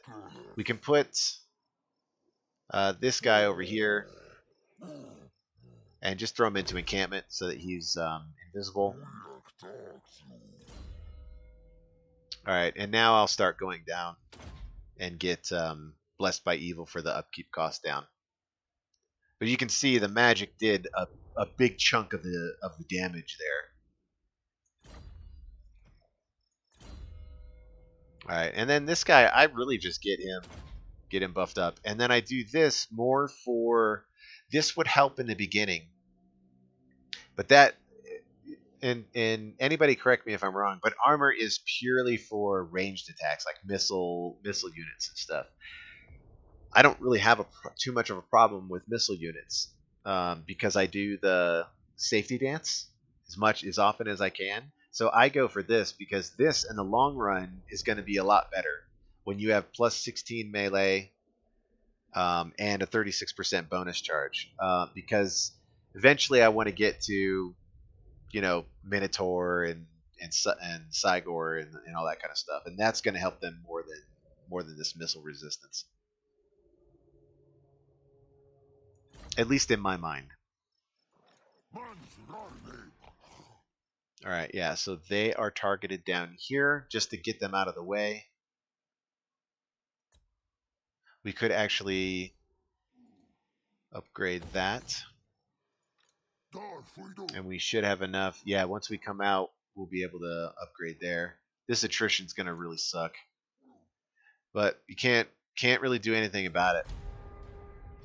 You're just going to have to suffer attrition and then just chill back.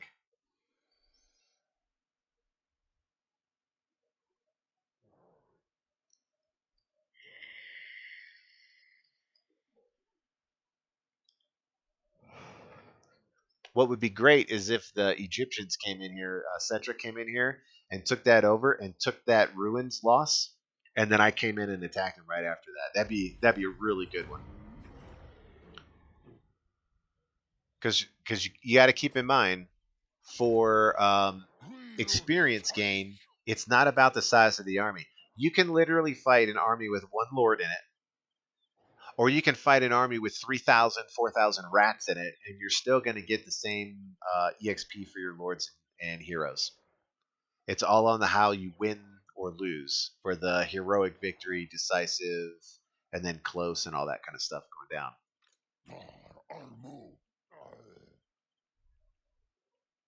Okay, so let's do this. Let's put him in a normal movement. Let's get him over here. I thought I said go into normal movement. I put him in the wrong one. All right, get him over here. Okay, now replenishment is a side effect. What I'm really doing here is upgrading the camp.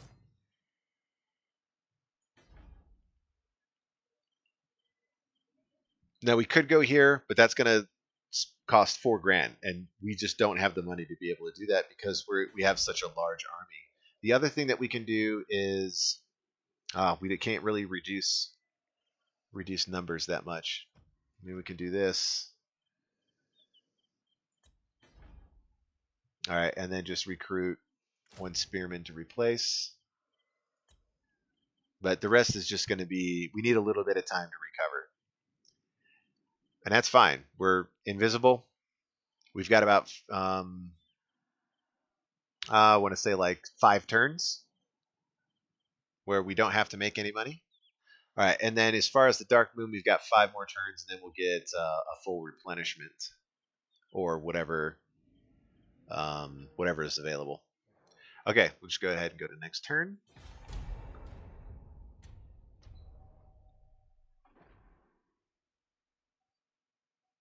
Okay, he won't be able to make it this turn, but even if he sacks that and gets rid of it, I honestly don't care. A rival power desires a change in your mutual relations. No.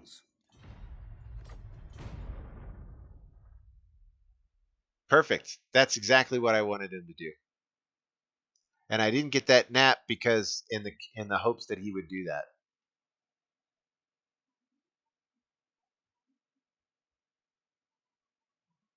Now's the if that's Cetra, which we really got to hope that that's Cetra, it's going to be the perfect time to attack him.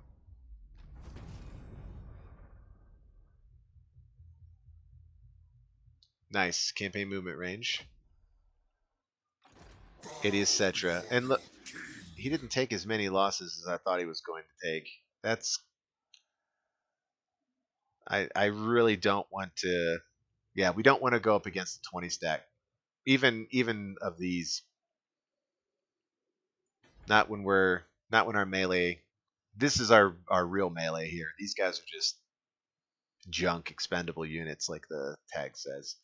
So we'll just stay back here. But now we'll put him into raid. And we'll leave him in encampment. We're not going to make as much money. I don't even think we'll make... Yeah, we'll only make $100. Yeah, at this point the replenishment's going to be better than 100 gold. All right.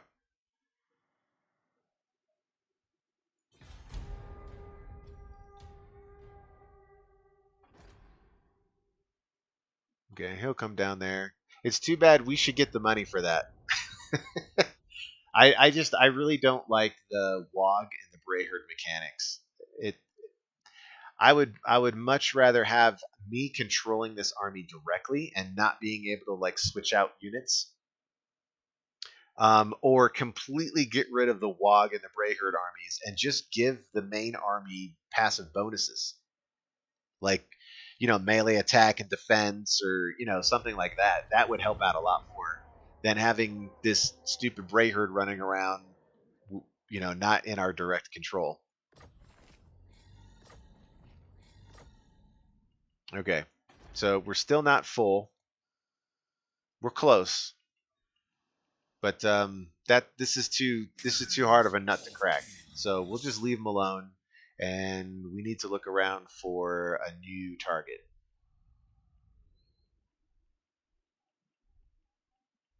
That would be okay.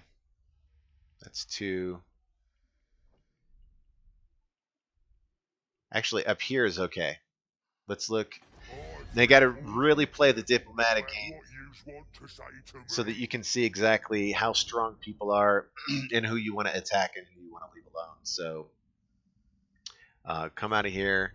All right, the Bloody Hands, they're 96, but they only have 2 settlements, so they're probably pretty good to fight. And they're also fighting the Teeth Snatchers, right?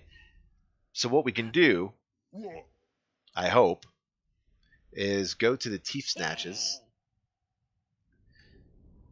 Okay. Again, you got to look at the power, the strength rating, and all that kind of stuff. So the Teeth Snatchers are actually less powerful than the Bloody Hands. Okay, so if we possibly are going to target the Teeth Snatchers, all right. So we want to go into the Beast Paths. And I don't think we're at war with anybody else down here. Karak Azul's way over there. They're super stupid far north. They're not going to touch us. And the Wood Elves, I mean, every campaign that I've ever played around the Wood Elves, they never come out. So, not worried about that. But we're okay. So we don't have to declare war against any of these greenskins yet. What we can do is go into raiding stance.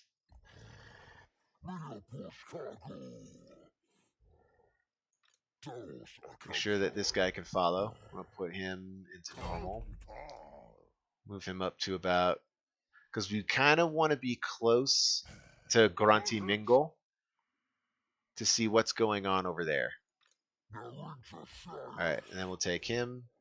Put him into raiding stance.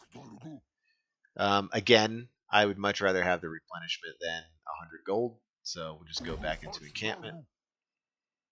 All right, and then we'll just sit here.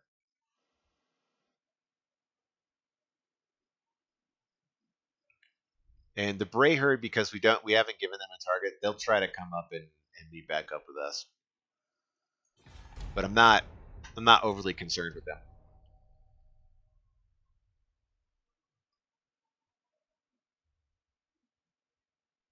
Okay, so next turn we'll move a little bit. Oh, look at that. That's probably the dwarves, if I'm not mistaken. They tend to ruin them.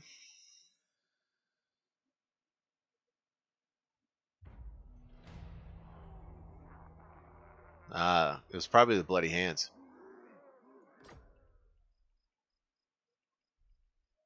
Okay, so now what we want to do is we want to play a little tricky game. Okay, what we want to do is first look at the settlements. Okay, so Grunty, Dragon, Gorgazam, and Migdal. So here we check this military presence. So what that tells me is that within this province they have 2 units, because you got to divide by the number. I don't know, it's weird. You divide by the number of settlements that are there, and that gives you the number of units. But here they only have 1, right? I'll crack This it army's on. damaged. They probably are the ones that just finished over here. But what we want to do is look at where they're at. Oh, you can't really tell. But Start you want the to go over here to war. Ekron and look at the military presence there. There is none. So if I select here, that means that in this whole area here, this is their only army, unless they have another army hidden somewhere somehow. This is literally the extent of them. And we don't want to you don't want to take this out. That's a huge mistake is taking this out, because what you want to do, and here I'll show you. Okay. Keep him in raid. Bring him about right. Make sure that none of the ground, so you want to go into normal stance, right? And you want to make sure that the ground where you're going to be setting up your fishing spot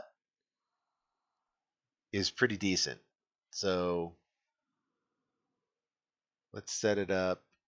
Let's set him to fish right there. Okay.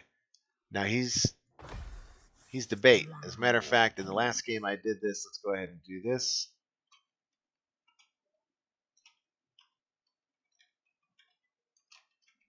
Little worm.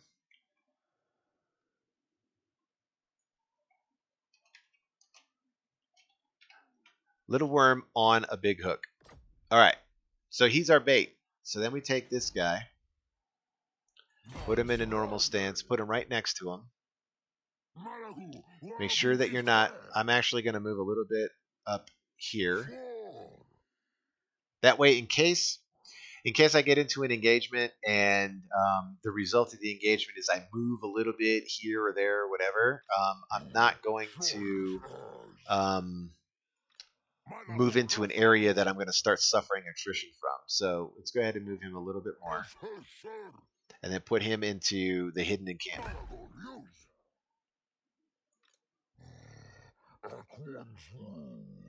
Okay, now get in real low and try to get him a little bit closer. There we go. That's good. You want to get them really, really close together. All right, now our trap is set. We need a fish, right? We're fishing. Got that worm on a hook. Now we need to get some fish. All right, and these guys are a good fish. Okay, so we'll go in here. We'll go to the teeth snatches. Speak up, or I'll take your tongue. We don't want to do that just yet. We want to join war against the Bloody Hands. Okay, chance is high. That's good. And the reason why it's good is because we want money. Thanks. Sean says, best analogy ever. Well, I'm trying to get into that whole, beastmen mentality, right? Like, what are we gonna do? We're gonna, put a dead deer out there and wait for stuff to come around it and then pounce on it and smash it. Okay.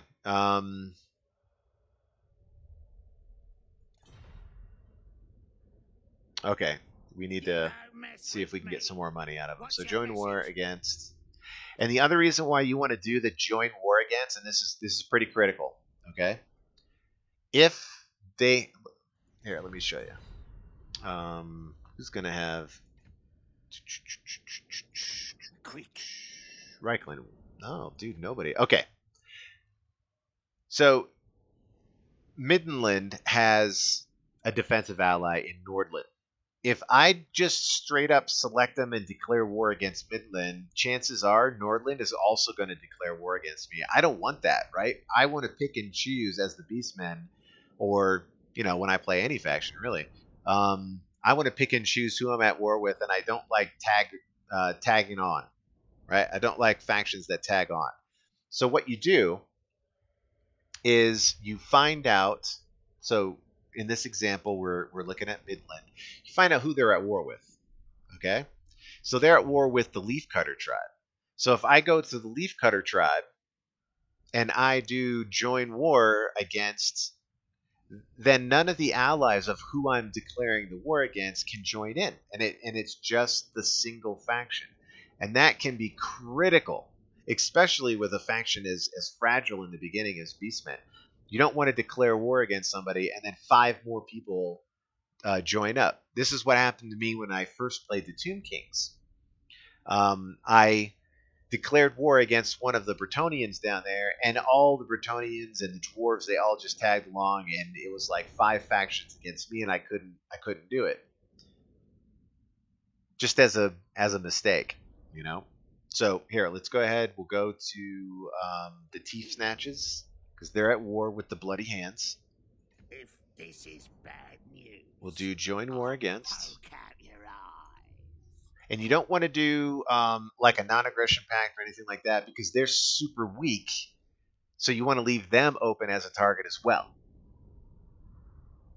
So then let's just see if they'll give us 300. Yeah, chances are high. They give us 300. So now we're at war. If we look at us, we're at war with the Bloody Hands. And, well, they didn't have any allies, but no one else would have joined. Okay, so now we have our trap set. We have our little worm on a big hook. We have the lion hiding in the bushes. And let's see if they spring the trap. And the great thing about this is because they see an army with one lord in it and nobody else in it, they tend not to like overpower it with multiple armies. They're like, it's just one dude, we'll send one army after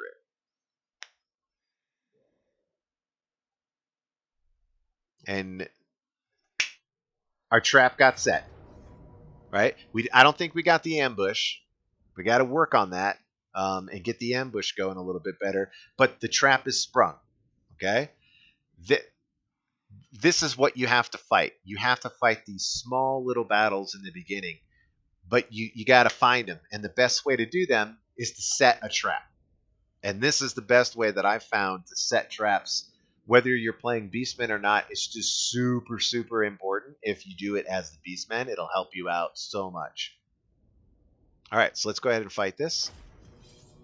Now, I fight all the battles as Beastmen in the beginning. I don't auto-resolve any of them because anytime that I do, I always get really bad results compared to the results that I get as far as the casualties if I play it manually.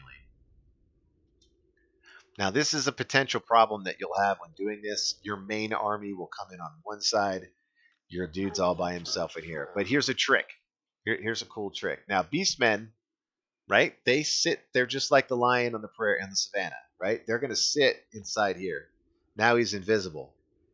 So now, as far as the enemy is concerned, this is the full contingent of my army.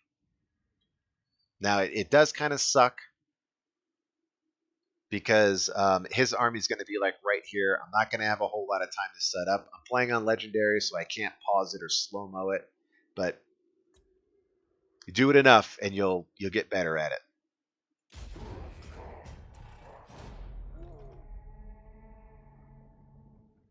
And this, it's not too bad because it's a smaller army that we're going against. Let me get my Gorbol up. I need him to slow that army down so that we have time to move in our forces. Just let him come in.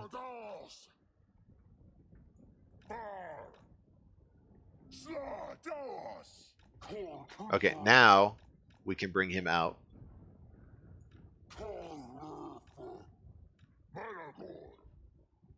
Okay, let's just do a little switch there. Bring these guys up. Put some spears on the side. Gotta do this quick, and then bring these guys up. Hold down spacebar so you see where you're at. Get ready for the archer fire. And there we go. Duck underneath it. And cast the spell.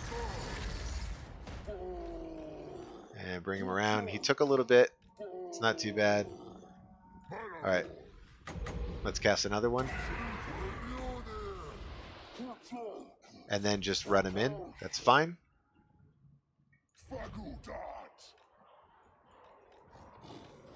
Alright, we'll get these guys up there. Should be 8 seconds away. We'll cast another one. Let's just go ahead and pop that. Everything is instantly ready. And wait till they all get together and pop it right on top of your dude. So he's not going to take any damage there.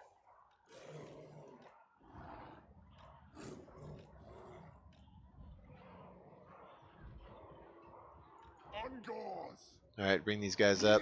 Have them go after there. Have the Gorbel go after them.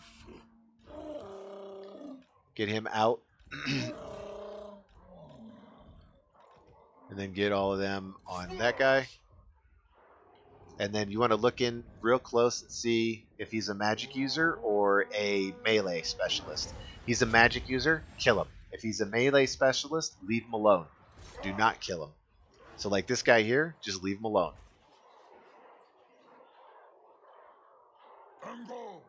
If anything, just put some dudes over here.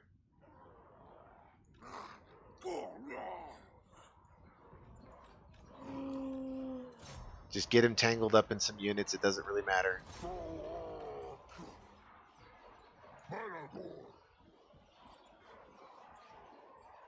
Yeah, just completely surround him. Try to get his leadership down as low as possible, because then he'll deal less damage. But we got to kill that magic user.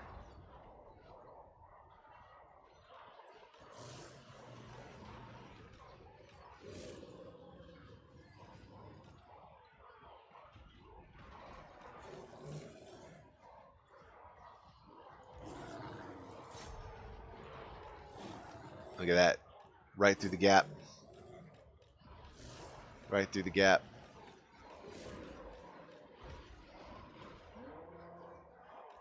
And in.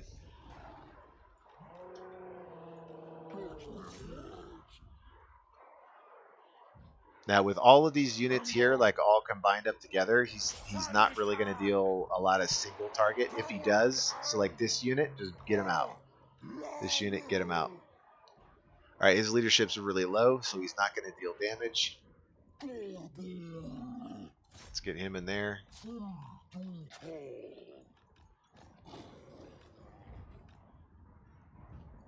Alright, and then let's just get rid of them.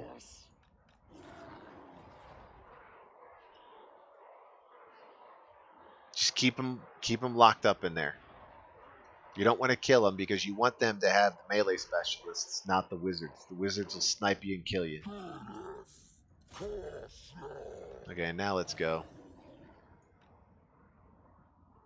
That's fine. Just pull them back. They're not going to catch up. But these guys have 95 speed. They'll be able to catch up to all these units and wipe them all out.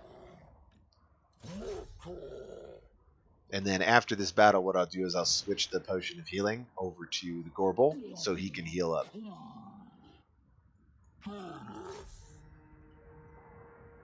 Okay, only fight them until there's 4 left. Go after this one. This one's a little bit lower. We can always come back, but they're closer to the edge. And he's still fighting there, but like I said, because we've clustered up all of these units there, he's not going to deal a lot of single target damage. Okay, get them down. Okay, they're at 1. Finish off these. He'll do really good there.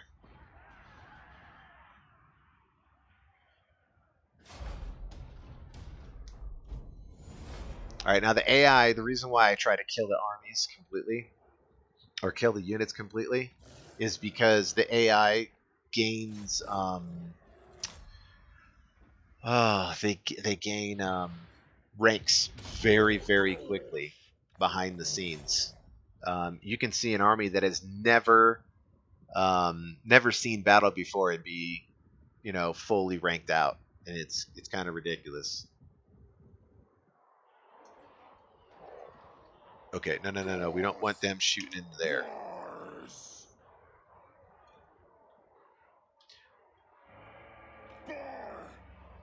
Okay, but what we want to do is get him down low. We don't want to kill him.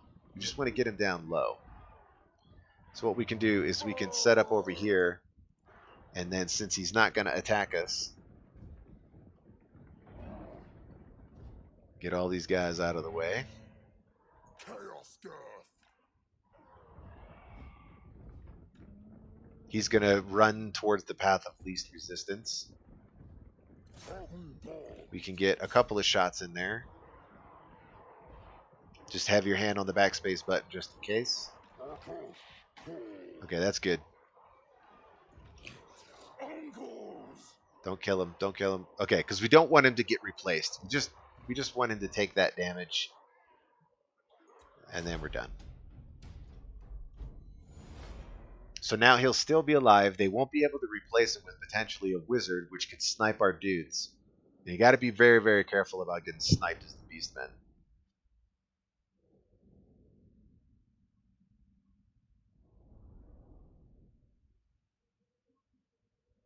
So there. Set the trap, bait it, and wait for them to come in and take the trap.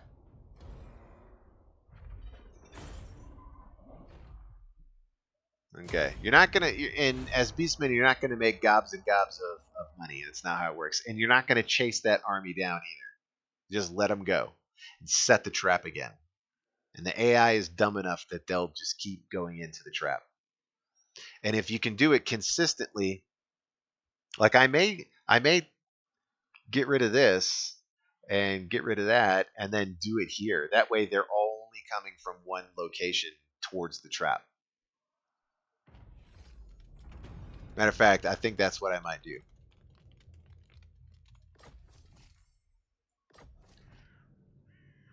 There we go. Weapon damage for 10 turns, plus 20.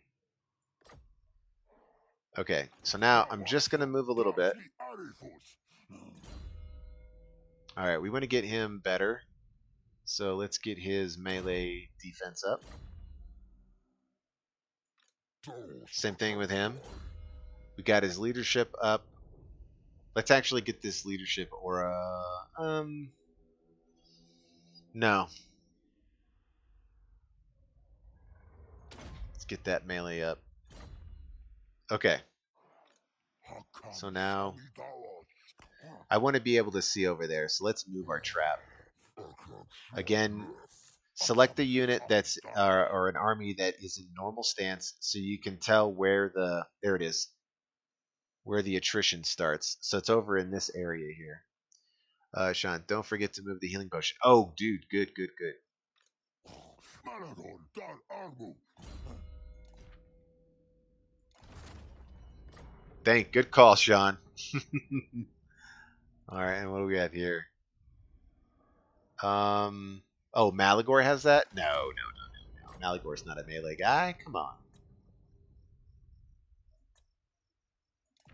Okay, we'll give him.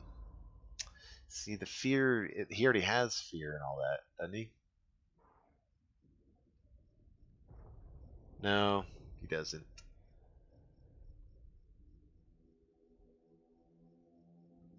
Yeah, let's give him that. That'll help. No weapons. He's got the luck stone. Okay, oh, that's good. All right. Now, I think we're good. Because we don't have anything else. That's also on Malagor, the poison. Yeah, we want that on the Gore Bowl. Or actually, it doesn't matter because it's an assigned. It's an assigned thing. Oh no.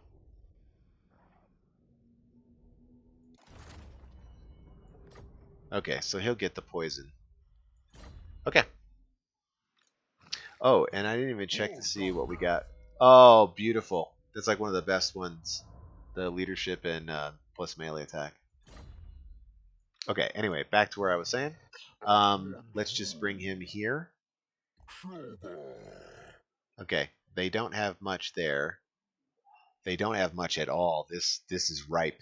This is ripe.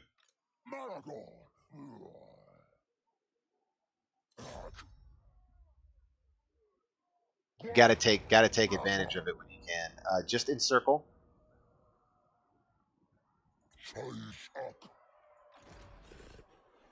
Bring the other army in.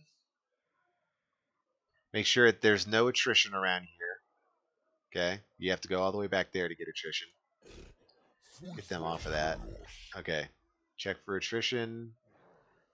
Okay, we should be good. Hopefully, when we take this, he doesn't get pushed too far back. That would suck. But we'll go back to our attacking army and attack. And again, I don't care what it looks like. I'm fighting the battle out. We got to kill off their magic users before they get too powerful. Yeah, that guy's got to go.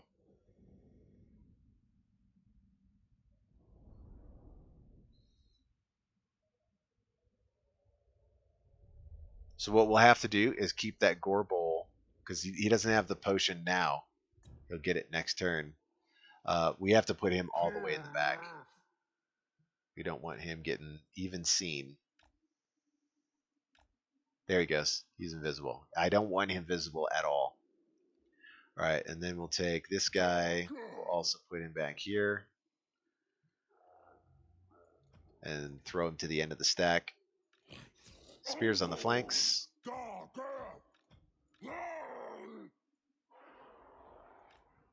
Grab one, pull it down. We want an echelon.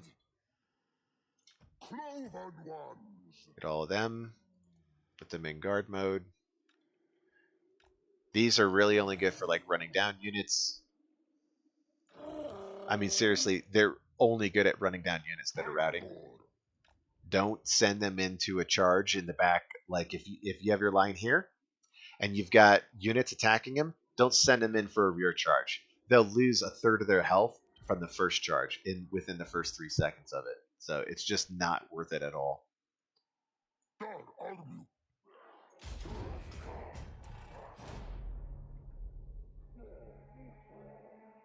Okay, let's do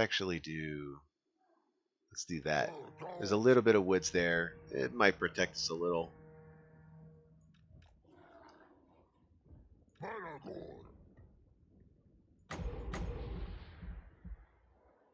Okay, they got to come in a little bit more.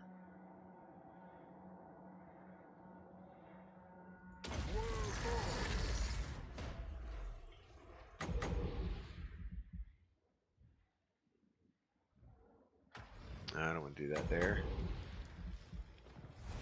That's good there. Yeah, see, they try to snipe your lords.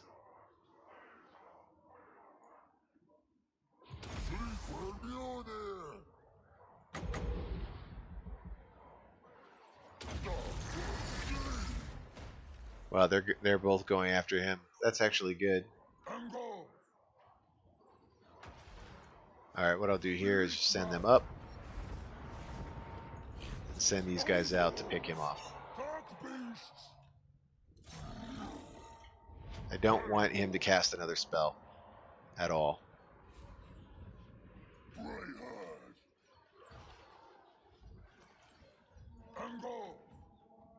Okay. Get the beasts, get them up here.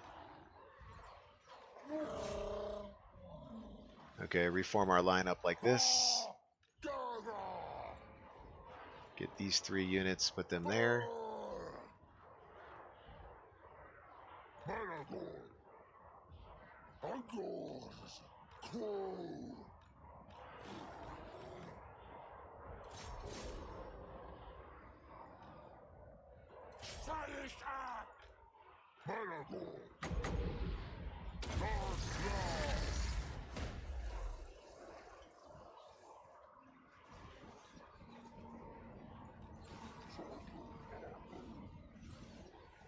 Alright, that's actually good.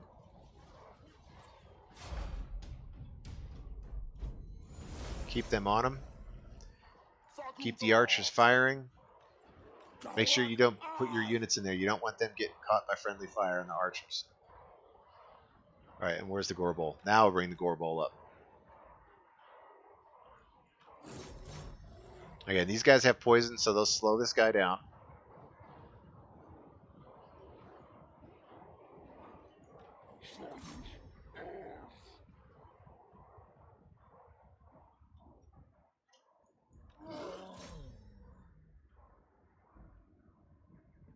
Oh, that unit we don't care about because they're gonna die anyway.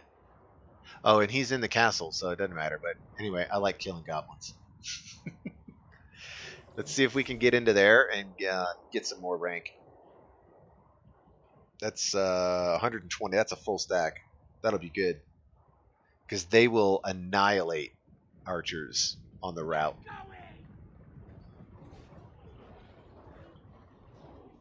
Speed it up a little bit. Yeah, see the health bar going down? They do really, really well.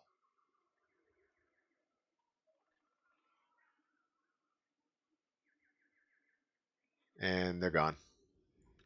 Like I said, I'm doing that for the EXP more than anything. We might be able to reach them. More than likely not. Nope. Okay.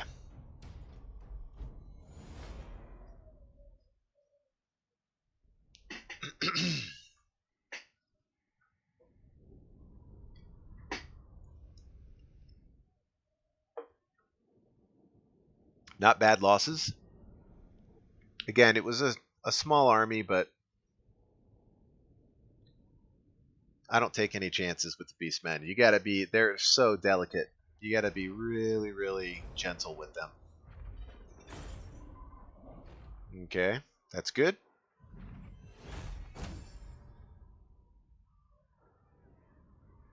That might allow us to take the growth. Let's see. Yes. So that's a pittance. Growth is way better than that amount of gold. So we'll take it. We'll keep that in the back. Don't really need that. Oh, actually, let's put that on Malagor, man, because that will prevent him from getting sniped like a punk. Boom. And it's not. Oh, it is an ability. Okay. We have to be really active on that. Actually, you know what? That's going to be better. That recharge, because getting that extra damage out there will help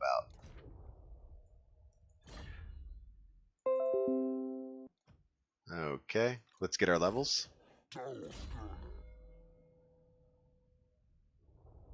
Okay, let's get him beefier. Malagor. All right, now we start working on our unit upkeep, getting that down. He can't do anything. He can go into there, get a little bit of replenishment if needed. I just want to make sure that the potion of healing is going over. That's good.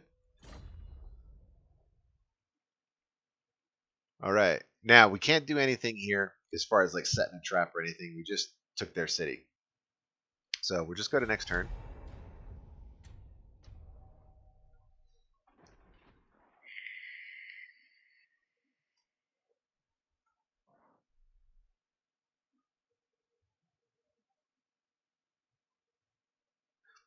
This might actually be good to come back. Oh.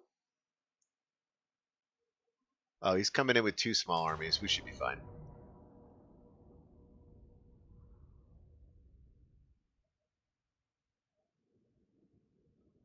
Oh, but he's got Savage Orc Biggins. Okay, guess what? It's time to GTFO. Let's fight this, because it's only 1 army. We can handle 1 army. But now it's time to get out. We don't want to be going up against Orc with Savage Biggins and stuff like that. No.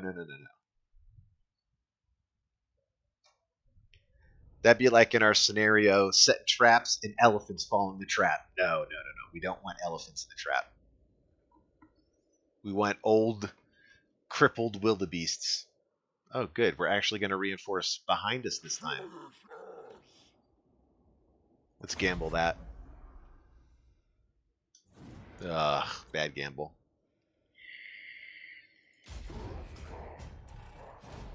Alright.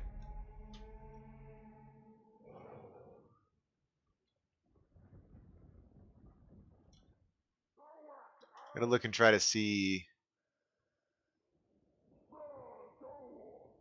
I think that's a melee guy, if I'm not mistaken. Alright, now what we want to do is we want to set up on this hill, okay?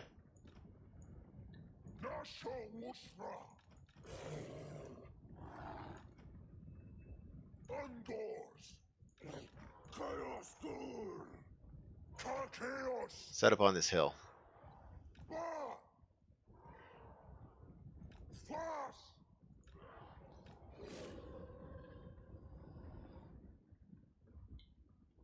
Just for right now.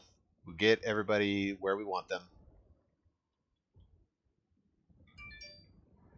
Move the unit cards around. We'll put them like that. Keep these guys far in the back. We don't need them. We've got this guy to lead the army. Here's our reserve. Put them like so. Now they're just going to sit back in a defense, so that's actually good. Gives us time to set everything up. Now, even though they're still moving, they know what formation they're going to be in, so I can grab all of them and just start pushing forward. We'll rotate it around and go like that. Now these guys got grabbed, so we'll just pull them.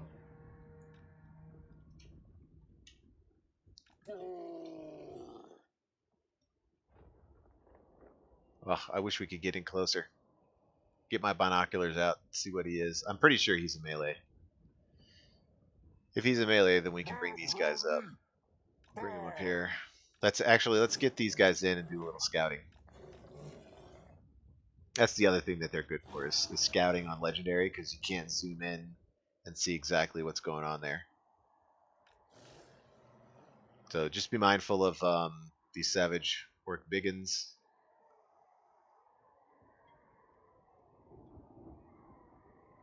They definitely don't have 95 speed, but you never know. They could catch him up. Okay, he is melee. Perfect. That is brilliant. So now let's grab them. Let's put them there. Okay, and again, it remembers where I placed them. Just grab everybody. Bring them up a bit.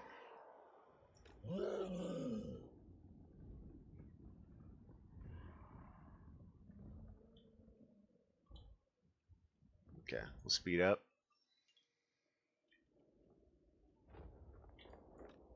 Bring them around there. I'm just going to hold down. Actually, no, I don't want them to do that. Alright, I want them to go like this. And just hold down shift and hold down right click and draw it out.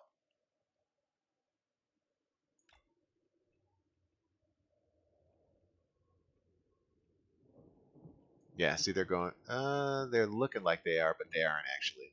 Alright, let's get Malagor. Let's do some damage to these orcs. Savage biggins. Yeah, let's get these guys.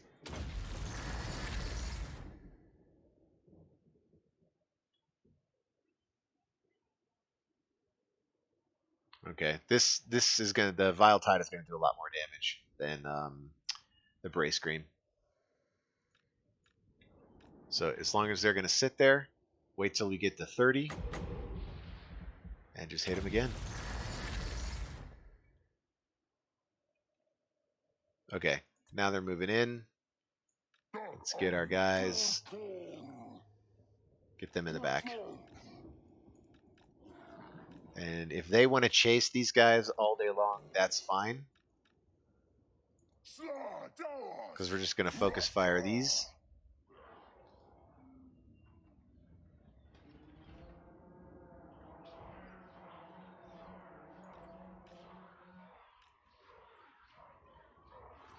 Just keep the fire on them. Adjust the spears if you need to. Remember, you want to mirror them. Alright, get 2 spears in on them. 2 spears is good. Alright, and then move these, shift these over.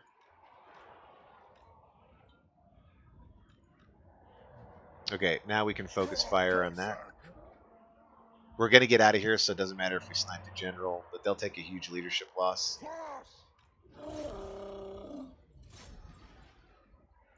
Okay, focus there. Keep them focused on the boss. And go around. Actually, the brace screen will be better here because we can angle it right like that.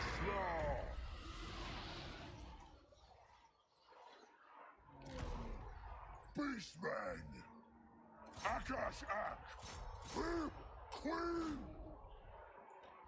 Now we can bring them back in.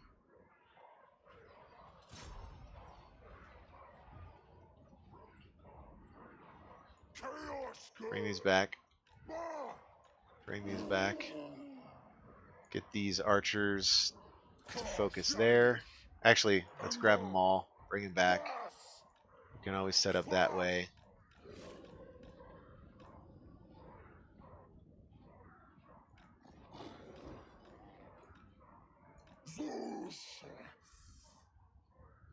Alright, give them a little space to run in.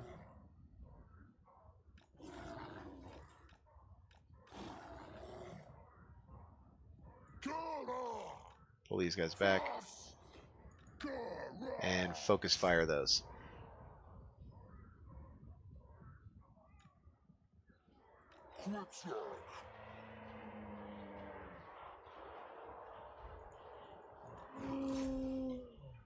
Okay.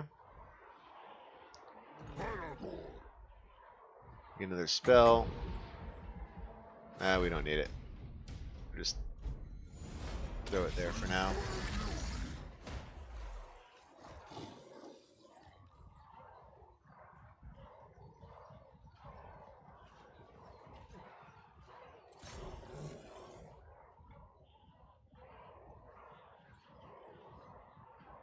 Okay. That should be good. And end battle.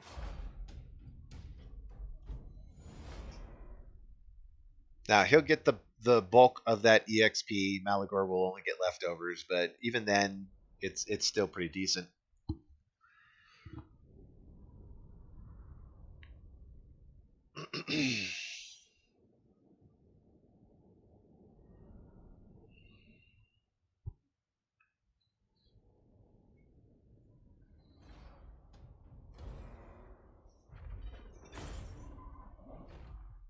That's a good chunk of change there.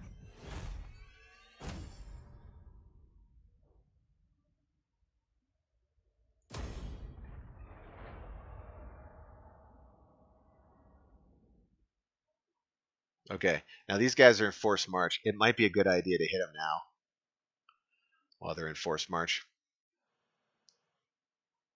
Let's just see what our armies are looking like.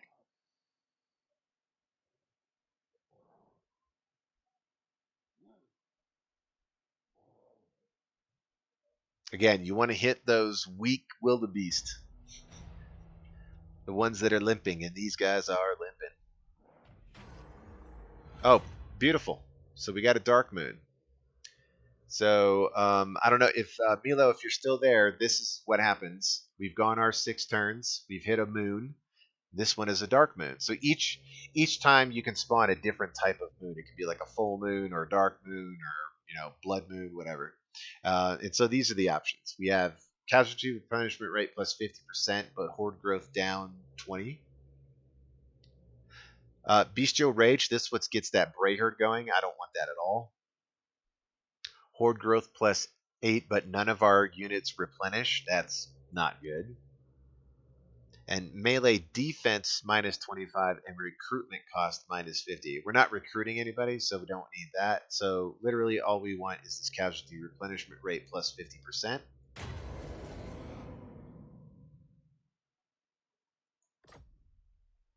Okay, let's get our levels and see where we're at. We're still kind of hurt, but we'll look at those units once we raise up our levels.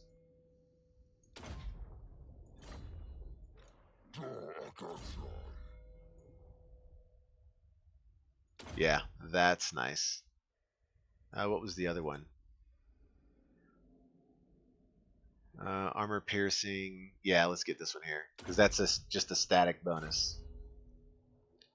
All right, let's see what's in this army. All right, they do have savage orcs, but that's a small enough and it's a war boss, so that's okay to attack, and that's what we just attacked. So this is good. So if we attack them, they're going to reinforce, but what we'll do, we want to put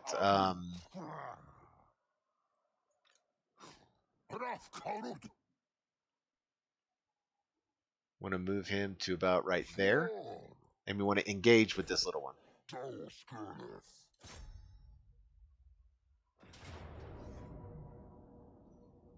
And that's because we want the extra movement so that we can put Malagor into encampment for the replenishment. And this is perfect. We ambush, so now we just have to deal with this one army. So, and again, we don't have to worry about getting sniped by a magic user. So let's go ahead and fight.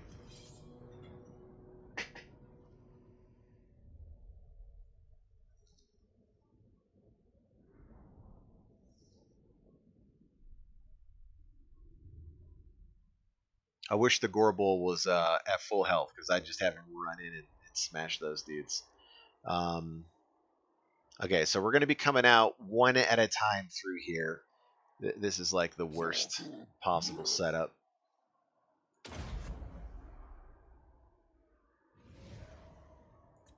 Okay, so we could potentially put him in there.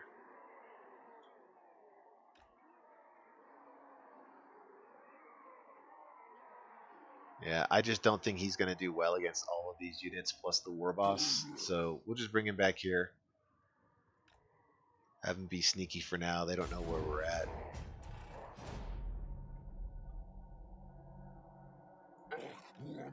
Okay, sometimes it sticks and your replenishments don't come in, so you got to move your lord a little bit, or move whatever's inside there a little bit.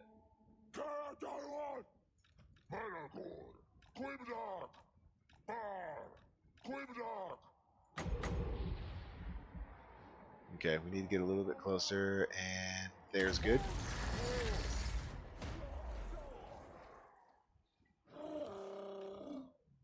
Okay, we can do that. Let's do this. Let's get a good path in. There's a good path. And then we'll do our recharge.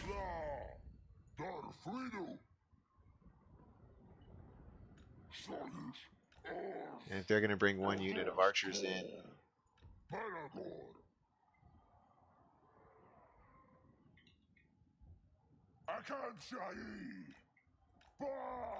okay, let's get our line set up.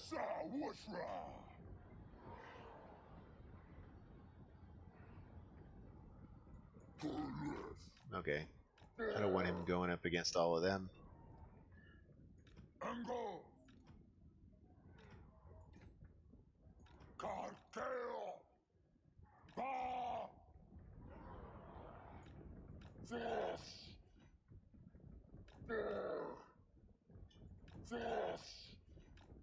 Oh, he's going against my... Why are they not shooting? Okay, now they're shooting.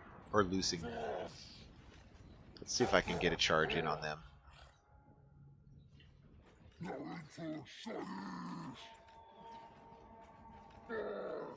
As long as you can get them like moving in skirmish mode, you're good.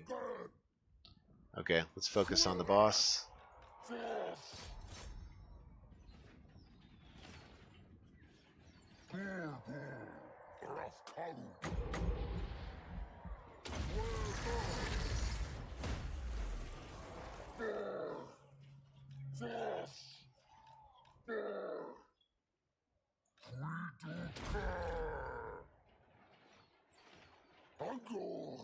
Okay, war boss is gone. Let's focus on the next group. That'll be a good spray. Alright, get him out of there while they spray, because the spray knocks them back, so that you can use that in a pinch to get your units out of there. Alright, let's focus on these archers.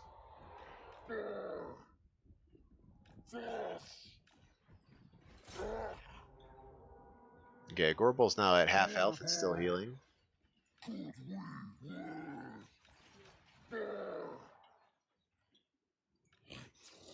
Let's get these guys going there. Protect that flank.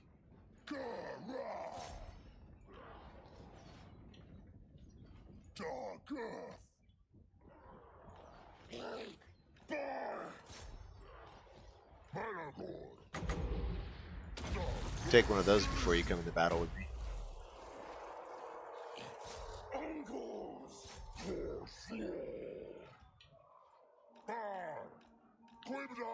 How is he taking damage? I don't get that.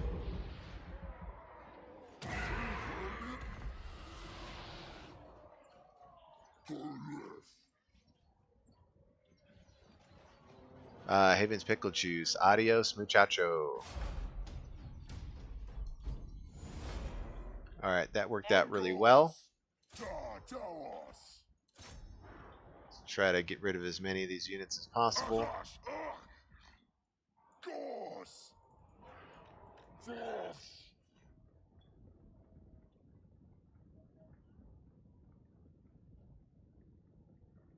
I don't know what was happening, but Malagor is gone. And their boss was gone. I don't know how he was taking damage.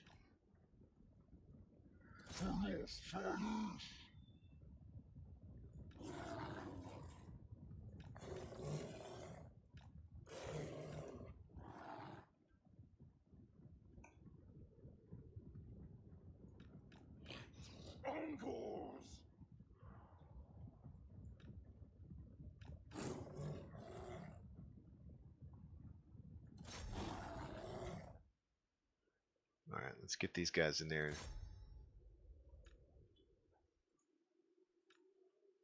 Slow them down with the poison. Get up to these guys. Slow them down with the poison. Get over there. I think they're going to get away. There's too many units. Alright.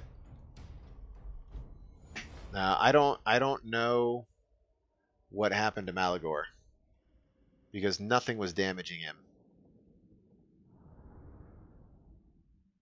And we killed him off, and there was literally nothing shooting at him or anything.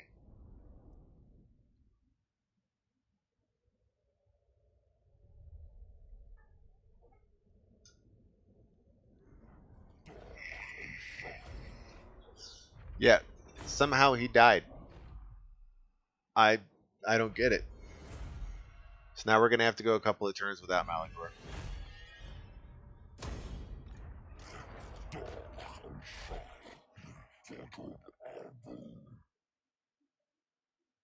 We don't have any Centaurs, so literally the only one we can do is this Tactician, which is not bad.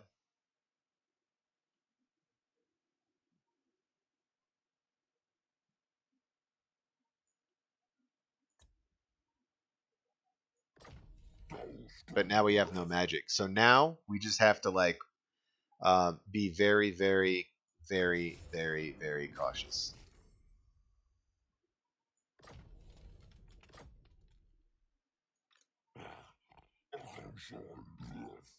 Okay, let's just go into encampment. He can run away with that army or attack me. I don't care. Let's bring him. We'll set up another. No, we want him to be hidden as well because we want to replenish. And I don't know how Malagor died, but eh.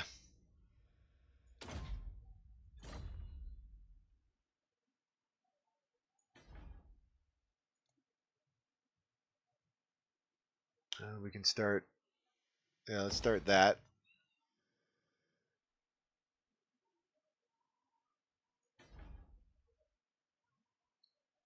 All right, I'll hit end turn, and then that'll be it for today. And then tomorrow, it'll be same time, 12 Mountain to about to 7 tomorrow, because I'm off a little early tonight because I got to give my youngest son a bath.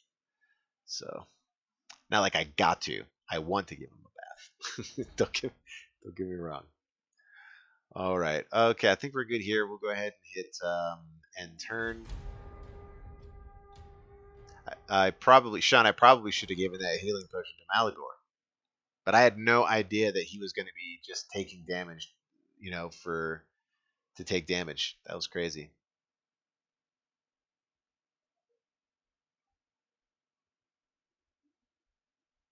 That'll be a nice one to take next turn.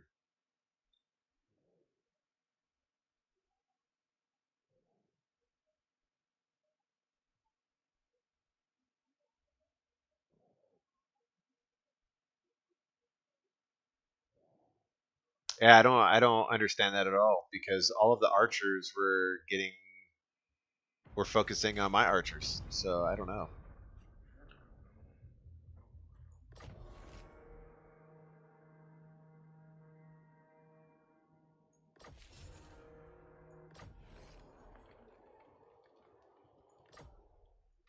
Okay, now we're in good shape. I'm gonna go ahead and save it here. So Sean, I'll be on again tomorrow at noon, so 7 your time, man. So if you can, pick it up, and then try to get anybody else you know to give me a follow. Like I said, I only need 14 more followers to go, and then I'll hit Twitch affiliate. You guys may have to watch some commercials, but here's the thing with those commercials. Okay, if you just bear with it and watch the whole commercial, I get a percentage of the money. Okay, and that's how I'm gonna fund um, doing this full time. So I need 14 more, and watch the whole commercial. It's so key. Don't just skip through it because then I won't get any revenue from it. You got to watch the whole commercial.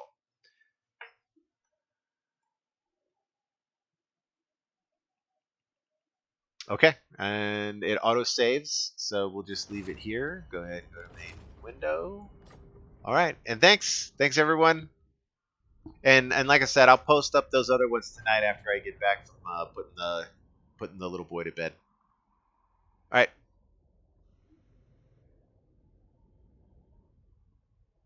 Okay, man. Okay. Yeah, because those commercials make me money. They make Twitch money, but they make me money. So the more money, the better. See you guys.